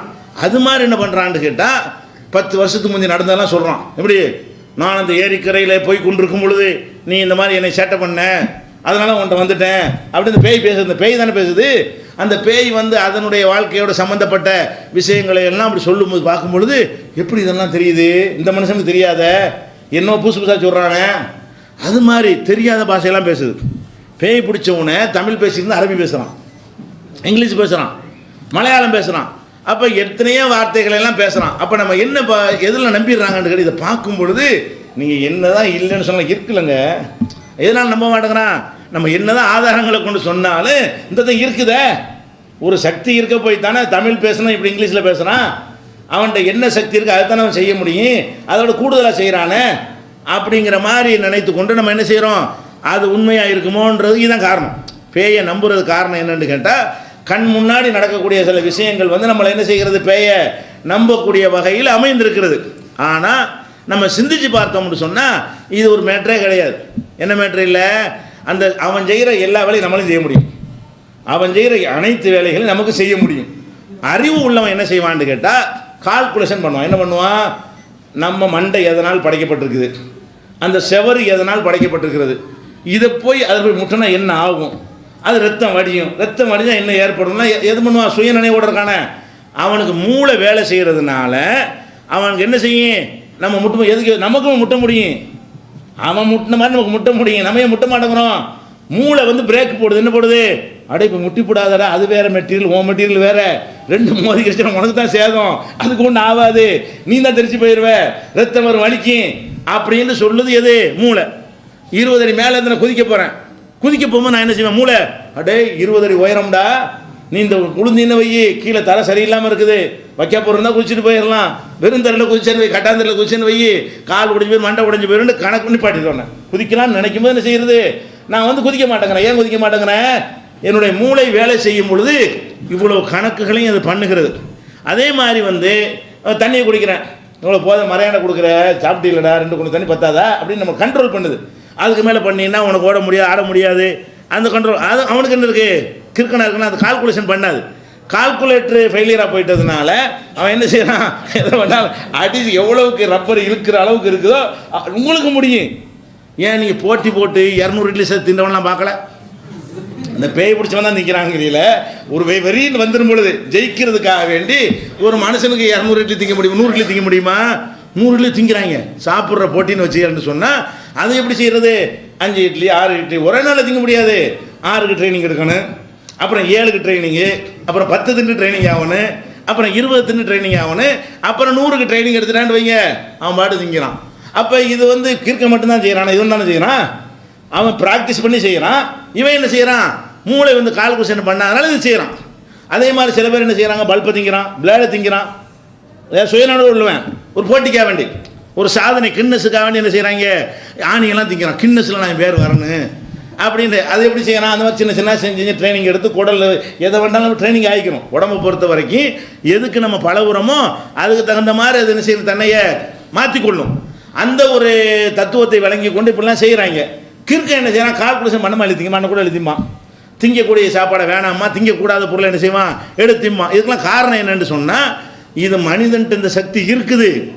இப்போ நான் உங்களுக்கு சொல்கிறேன் கேளுங்களேன், ஒரு ஒரு ஒரு ஒரு விரட்டிட்டு வர்றான், துப்பாக்கி எடுத்து என்ன செய்கிறான், சூட்டுறதுக்கு விரட்டிட்டு வர்றான், நீங்கள் தப்பிச்சு ஓடுறீங்க, ஓடும்போது ஏத்தாப்புல ஒரு சவர் இருக்குது, ஒரு 5 அடியில் சவர் இருக்குன்னு வைங்க, ஓடினா என்ன செய்வீங்க, ஒரு ஜம்ப் பண்ணி தாண்டிடுவீங்க. நாளைக்கு உடைச்சுன்னா தாண்ட மாட்டீங்க. இன்றைக்கி அவன் சுடுறதுக்கு வர்றான்ல, இப்போதைக்கு காயம் பட்டாலும் சரி, கால் உடைஞ்சாலும் சரி, உசுரை காப்பாற்றணும். அதனால என்ன செய்கிறோம், அவன் உரட்டிட்டு வர்ற துப்பாக்கி சுட்டுப்படுவான் இல்லைன்னு அப்படின்னு பயம் வரும் பொழுது நம்ம என்ன செய்யுதுன்னு கேட்டால் மூளை என்ன செய்யுது, எது முதலிடம்னு பார்க்குது, காலா உயிரா கணக்கு பண்ணி செய்யுது, கால் போனாலும் பரவாயில்லை, ஒரே ஜம்படி போயிடுறான். குதிச்சு பார்த்தா அங்கே கால் வலியும் தெரியாது, கீழே முள்ளெல்லாம் அடிபட்டு வந்திருப்பான், சரசண்டு கிழிச்சிருக்கும், ஒன்றுமே தெரியாது. அப்போ ஒரே இலக்கு என்னது, மூளை வந்து அனைத்து செக்ஷனும் செயல் இழந்து போய் ஒரே செக்ஷன் தப்பித்தல். ஒரே செக்ஷன் அது இப்போதைக்கு சிங்கத்தை தப்பிக்கணும், துப்பாக்கியும் தப்பிக்கணும், இந்த கொலை செய்ய வர்றான் அவன்கிட்ட தப்பிக்கணும். இந்த ஒரு நோக்கத்துக்காக வேண்டி ஓடும் பொழுது நம்மள்கிட்ட அதீதமான சக்தி வெளிப்படுதா இல்லையா? இதையே நாளைக்கு செய்ய முடியுமா? செய்ய முடியாது. நம்மளே குதிச்சுட்டு இதில் எப்படி நம்ம குதித்தோம், இவ்வளோ உயரத்தில் இருந்து பாஞ்சிருக்கிறோமே, இது சாத்தியமே இல்லையே அப்படின்னு சொல்லி அவன் நினைக்குவான். அப்போ என்னன்னு கேட்டால் சில மூளையுடைய சில செக்ஷன்கள் அடிபடும் பொழுது அவன்கிட்ட வந்து இருக்கக்கூடிய எல்லா சக்தியும் என்ன செய்யும், வெளிப்படும். இந்த மயக்கத்துக்கு போட்டு நான் உடைக்கிறேன், எனக்கு உடைக்க இயலாதா? கிறுக்கம் உடைக்கிறேன், நான் உடைக்க மாட்டேங்கிறேன். கிறுக்கன் என்ன செய்கிறான், இதை எடுத்து ஓட்டு உடைக்கிறான். நான் என்ன செய்கிறேன், உடைக்கும் போது எவ்வளோ ரூபாய்க்கு வாங்கணும், இது உடச்சு கீழே போட்டால் நொறுங்கி போயிருமே, 100 கிராம் மரம் வாங்கணுமே, அது காசு இல்லையே, அது காசு இருந்தால் கூட வேஸ்ட்டாக செலவாகுமே, நம்ம அது சம்பாதிக்கணுமே, எவ்வளோ பாடுபடணும், இதை உடைக்கக்கூடாதுன்னு சொல்கிறான். எனக்கு உடைக்க தெரியாது, முடியாத முடியும். கிறுக்கனுக்கும் உடைக்க முடியும், எனக்கு உடைக்க முடியும். கிறுக்கன் உடைக்க மாட்டேங்கிறான், அவன் கணக்கு பார்க்க மாட்டான், அந்த செக்ஷன் ஃபெயிலியராக போச்சு. அப்போ உண்மையில் என்னன்னு கேட்டால் இந்த பேய் என்பது வந்து மூளையில் ஏற்படக்கூடிய ஒரு கோளாறு. நல்லா விளங்கிக்கணும். பேய்ங்கிறது என்னன்னு கேட்டால் மூளையில் ஒரு கோளாறு ஏற்பட்டு விட்டது என்று சொன்னால் அதில் என்ன செய்கிறேன், அதில் உள்ள சில செயல்பாடுகள்லாம் அதுக்கு அழகாக அந்த காலத்தில் பேர் வச்சுருக்கிறாங்க. கிறுக்கனுக்கு என்ன பேர் வச்சுருக்காங்க? லூஸு. இப்போ வயர் லூஸாக இருக்குன்னு வைங்க, என்ன செய்யும்? வயர் கரண்ட் சப்ளை பண்ணிகிட்டு இருக்கிறீங்க, அதில் லூஸாக இருந்துச்சுன்னா ஸ்க்ரூ லூஸாக இருந்தால் என்ன செய்யும்? எரியும் அமரும், திடீர்னு எரியும், திடீர்னு ஆஃப் ஆகும், திடீர்னு எரியும். அவர் லூஸ் ஆகுதா இல்லையா? ஈவன் அந்த மாதிரி தான் லூஸான சப்ளை சரியாக இருக்காது. மூளையிலேருந்து அவனுக்கு வரக்கூடிய சில செக்ஷனுக்கு சப்ளை சரியாக இல்லைன்றவுடனே அதுக்கு தகுந்த மாதிரி என்ன செய்யும்? வேலை செய்யும். லூஸுங்கிறான், மரங்கள் இருந்துச்சுங்கிறான், மரையை டைட்டாக பண்ணி வச்சா தான் பிடிக்கும், அதுவும் லூஸு தான். அப்போ லூஸுன்னு பேர் வச்சுருக்கான் பாருங்கள், தமிழில் ஒரு அழகான பேர். அப்போ லூஸுங்கிற தான் இவன் பேய்ங்கிறான். லூஸ் ஆகிவிட்டால் அவன்கிட்ட அபரிமிதமான சக்தி வருங்க. எல்லா மனுஷன்ட்டையும் அந்த சக்தி எல்லாம் கொடுத்து வச்சிருக்கிறான். அதை சாதனைகளுக்காக சில பேர் செஞ்சு காட்டுறான். ஒரு 15 நாளைக்கு சைக்கிள் ஓட்டுறாங்க இறங்காம. உங்களுக்கு முடியுமா? முடியும், சக்தி. நம்ம என்ன செய்யறான்? எதுக்கடா போட்டு மனசு ரெஸ்ட் வேணுமா இல்லையா, இதுக்கு சுத்தணும்னு நினைக்கிறான். அவன் என்ன செய்யறான்? பேராகணும், ஃபேமஸ் ஆகணுங்கிறதுக்காக வேண்டி 1 நாள் ஓட்டி, 2 நாள் ஓட்டி, 3 நாள் ஓட்டி, இப்படி ட்ரைனிங் எடுத்து 15 நாளைக்கு சைக்கிளில் ராவு பகலாக சைக்கிளே ஓட்டுறான், சைக்கிளே தூங்குறான், சைக்கிள்லையே வந்து சாப்பிட்றான், இறங்கவே மாட்டேங்கிறான். அப்போ சைக்கிள் ஓட்டுற அந்த மாதிரிலாம் பார்த்துருக்கீங்களா இல்லையா? சைக்கிள் ஓட்டும் சாதனை 15 நாள் ஓட்ட போகிறாருங்கிறோம். இதெல்லாம் எல்லாத்தையும் இருக்குது. இது வந்து மனிதன் ட்ரைனிங் எடுத்து செய்கிறான். கிறுக்கு வந்து ட்ரைனிங் இல்லாமல் செஞ்சுருவான். கிறுக்கு என்ன செய்வான்? 20 நாளைக்கு கூட செய்வான், தூங்காமே இருப்பான். அவனுக்கு ஒன்றுமே பாதிக்காது. ஏன்? அவனுக்கு மூளைக்கு ஒர்க்கையில் ஓய்வு தேவையில்லை. மூளை வேலை செஞ்சுதான் ஓய்வு வேணும். அவன் வேலையை செய்யலையே, ஒர்க்கு அவளைங்கிறதுல ஓய்வு தேவையில்லை. அப்போ இந்த மாதிரியான விஷயங்களை வச்சுடுறாங்க. அதே மாதிரி பல பாஷை பேசுகிறாங்கிறாங்க. பல பாஷை பேசுகிறாங்கன்றாங்களே, அதுவும் என்ன காரணம்? பல பாஷைனா எவனும் பேசுறது இல்லை. எந்த ஒரு மனிதனாக இருந்தாலும் இப்போ நான் பேசிகிட்டு இருக்கிறேன்ல, என்னுடைய பேச்சு நீங்கள் போட்டு பாருங்கள், அதில் வந்து சில ஆங்கில சொற்கள் வந்திருக்கும். வருமா இல்லைன்னா? நான் தமிழ் பேசினா கூட அது என்ன செய்யும்? ஆங்கில சொற்கள் சிலது வரும். அப்போ நீங்கள் பேசுனீங்கன்னா உங்கள்ட்ட உருது சொல்லு, ஹிந்தி சொல்லு, ஏதாவது சொற்கள் என்ன செய்யும்? வரும். அப்போ நம்ம சபை அறிஞ்சு என்ன செய்வோம்? நம்ம தமிழ் மக்களுக்கு பேசுகிறோன்றவுடனே தமிழையாக பேசுவோம். ஒழுங்குதா? அது மாதிரி ஆங்கில மக்கள்கிட்ட பேசுறது, ஆங்கிலம் தெரிஞ்சு எனக்கு தெரியாது, ஆங்கிலம் தெரிஞ்ச ஆளாக இருந்தால் ஆங்கிலமாக பேசிக்கிட்டு இருப்பாங்க. அப்போ ஆனால் கிறுக்கனா போன என்ன ஆகும்னு கேட்டால், உள்ளே ரெக்கார்ட் பண்ணி வச்சுருக்குதுல, அது தாறுமாறாக என்ன செய்யும்? எனக்கு தெரியும், தமிழ் ஆங்கிலம்லாம் கலந்து வரும். குறுக்கி எடுத்து அந்த கோர்க்க தெரியாது. அதனால் வாயில் வந்தாலும் வரும்பொழுது 2 அரபி வார்த்தை வரும். அரபி கிராமர் படி அந்த வார்த்தை வராது. 2 ஆங்கில வார்த்தை வரும். ஆங்கில கிராமர் படி அந்த வார்த்தை வராது. தமிழே வரும், தமிழ் கிராமர் படி ஒரு அர்த்தம் உள்ளதாக என்ன செய்யாது? இருக்காது. அப்போ அர்த்தம் இல்லாமல் நீங்கள் ஒரு டேப் ரெக்கார்டர் இருக்குன்னு வைங்க, கேசட் அந்த காலத்தில் ஆடியோ வச்சுருப்பாங்க, கேசட் இழுத்துக்கிச்சுன்னு வைங்க, இதுக்கு ஏதாவது மீனிங் இருக்கா? அதில் ஒழுங்கானது ரெக்கார்டாக இருக்குது. ரெக்கார்ட் ஆனாலும் அதில் ஏதோ இழுத்துருச்சுன்னு சொன்னால் அதை அந்த டேப்பை போட்டால் என்ன செய்யும்? ஒரு டைப்பாக சத்தம் வருதுல்ல, அந்த கண்டிஷனுக்கு ஆயிடுறான். அது மாதிரி உளரும் போது தமிழ் பேசுகிறான், மலையாளம் பேசுகிறான், சிங்களம் பேசுகிறாங்கிறானே தவிர எல்லாமே இதில் மேட்ரு என்னென்னு கேட்டால், இதை நம்புவது மனநோய். பேய் பிடிச்சிருச்சுன்னு நினைக்கிறீங்களே, அது வந்து மனநோயில் சேர்க்கக்கூடாது. அது ஒரு உடல் ஊனத்தில் சேர்க்கணும். ஆனால் எல்லாருமே அதில் சேர்த்துருக்குறாங்க. மனசில் நம்பிக்கை சம்மந்தப்பட்டது தான் மனநோயில் சேர்க்கணுங்க. மூளையில் நரம்புல பாதிப்புங்கிறது அது மனநோயா? அது உறுப்பில் வரக்கூடிய நோய். அவனுக்கு மூளை நரம்பில் அதுக்கு என்ன இருக்கிறது? சில பாதிப்பு, இரத்த சப்ளை இல்லை, மூளை சுருண்டுக்கிருச்சு, கனெக்ஷன் சரியில்லை, இந்த மாதிரி சில கோளாறுகள் ஒருவனுக்கு ஏற்படும் பொழுது அவன் கிறுக்கன் என்று சொல்லி அதுக்கு உள்ள வைத்தியத்தை செய்யணும். அது கவுன்சிலிங்லாம் கொடுக்க முடியாது. கிறுக்கனா போயிட்டான்னு வைங்களேன், அறிவுரையெல்லாம் சொல்லி அப்படிலாம் நம்ம நம்பக்கூடாது. அதெல்லாம் நம்ம கிறுக்கன் ஆகாமல் இருக்கிறாள் தான் சொல்கிறது. இப்போ சொல்கிறதெல்லாம் யாருக்கு? இந்த பேய் பிசாசு இல்லைங்கிறதெல்லாம் கிறுக்கன் ஆகாமல் இருக்கிறாளுக்கு ஆகாமல் இருங்க என்பதற்கு சொல்கிறோம். ஆனவனுக்கு என்ன செய்யணும்? நீங்கள் எந்த மனோதத்துவ டாக்டரில் சேர்த்துருக்குறாங்க. உண்மையில் அது மனோதத்துவ மேட்டரே கிடையாது. அதுக்கு மாத்திரை தான் கொடுப்பாங்க. இன்னென்ன மாத்திரை கொடுத்தா அந்த முறுக்கை எடுத்து விடும், அப்படி ரிலாக்ஸ் பண்ணும், மூளை சப்ளை அதிகரிக்கும், இந்த மாதிரியான ஒரு குறைபாடுகள், அது உடலில் ஊனம் ஏற்படுற மாதிரி மூளையிலையும் அதனுடைய நுண்ணிய நரம்புகள்லையும் ஏற்படக்கூடிய கோளாறுகள், சுரக்கக்கூடிய ஹார்மோனில் உள்ள கோளாறுகள். ஒரு ஹார்மோன் எவ்வளோ சுரக்கணுமோ அவ்வளோ சுரக்கணும். அது கூடுனாலும் ஒரு பஞ்சாயத்தாகி போயிடும். மூளையில் ஒரு செக்ஷனில் குறைஞ்சாலும் பஞ்சாயத்தாகி போயிடும். இந்த மாதிரி என்ன குறை இருக்குன்னு பார்த்து அதுக்குரிய மருத்துவர்கள் என்ன செய்வாங்க? அதுக்குரிய ட்ரீட்மெண்ட் கொடுத்தா குணமாயிடும். இந்த மாதிரி கிறுக்கனாக இருக்கக்கூடியவனுக்கு என்ன செய்யணும்? ஏர்வாடில் போய் கட்டுறது அங்கே அதெல்லாம் ஒன்றுக்கும் யூஸ் ஆகாது. அதுக்கு சரியான மருத்துவம் என்னன்னு கேட்டால், இவன் என்னத்துக்காக என்ன பாதிப்பினால் இது ஏற்படுகிறது, முதல்ல மூளையை ஸ்கேன் பண்ணுவாங்க. ஸ்கேன் பண்ணி பார்த்தா அந்த மூளையிட என்னென்ன இருக்கணும்னு தெரியும். அதில் என்ன குறை இருக்குன்னு கண்டுபிடிப்பாங்க. இதெல்லாம் இருக்கணும், இந்த இடத்துல ஒரு மேட்ரு தெரியுது, இந்த பக்கம் எடுப்பா அந்த பக்கம் எடுப்பான்னு எடுப்பாங்க. இதெல்லாம் பார்த்த பிறகு அப்போ இவனுக்கு இந்த இடத்துல பிரச்சனை இருக்குன்னு தெரிஞ்ச உடனே அதுக்குரிய மருந்து என்ன செய்வாங்க? கொடுப்பாங்க. சில ஆளுக்கு என்ன செய்வாங்க? நின்றுட்டு இருப்பாங்களா, யூரின் போகணுன்னு அதுவாட்டு போயிடும். நம்மளுக்கு யூரின் இல்லை, எல்லாருக்கும் யூரின் பையில் யூரினுக்கு தானே செய்யுது. மூத்திரம் யாருக்கா போகுதா? போகலைங்கிற மூத்திரம் இல்லைன்னு சொல்ல முடியுமா? எல்லாருடைய மூத்திர பையிலையும் இருக்கு. இப்போ இருக்கிற அனைவருடைய மூத்திர பையிலையும் மூத்திரம் வந்து இருக்குது. ஆனால் மூளை என்ன செய்யுது? ஆர்டர் பண்ணால் தான் ஓப்பன் ஆகும். நம்ம பூட்டா போட்டு வச்சுருக்குறோம், ஒன்றுமே இல்லை. அங்கேருந்து ஒரு கமாண்ட் வரணும், போண்டா தான் போகும். அங்கே மூத்திரம் ஓடிட்டு இருக்கு, அதுக்கு அங்கே தான் ட்ரீட்மெண்ட் பண்ணுவான். ஒரு தென்னசிமான இப்போ தண்ணி குடிப்பானா அது பாட்டு மூத்திரம் ஓடிக்கிட்டே இருக்கும். அவன் நினச்சி கட்டுப்படுத்த இயலாது, மலத்தை அவனுக்கு கட்டுப்படுத்த இயலாது. அதுவாகவே தண்ணி பாட்டுக்கு என்ன செய்யும்? ஒரு பாட்டிலில் ஊற்றி ஓட்ட ஓடிட்டு இருக்கும்ல, அந்த கண்டிஷனில் சில பேர் இருப்பாங்க.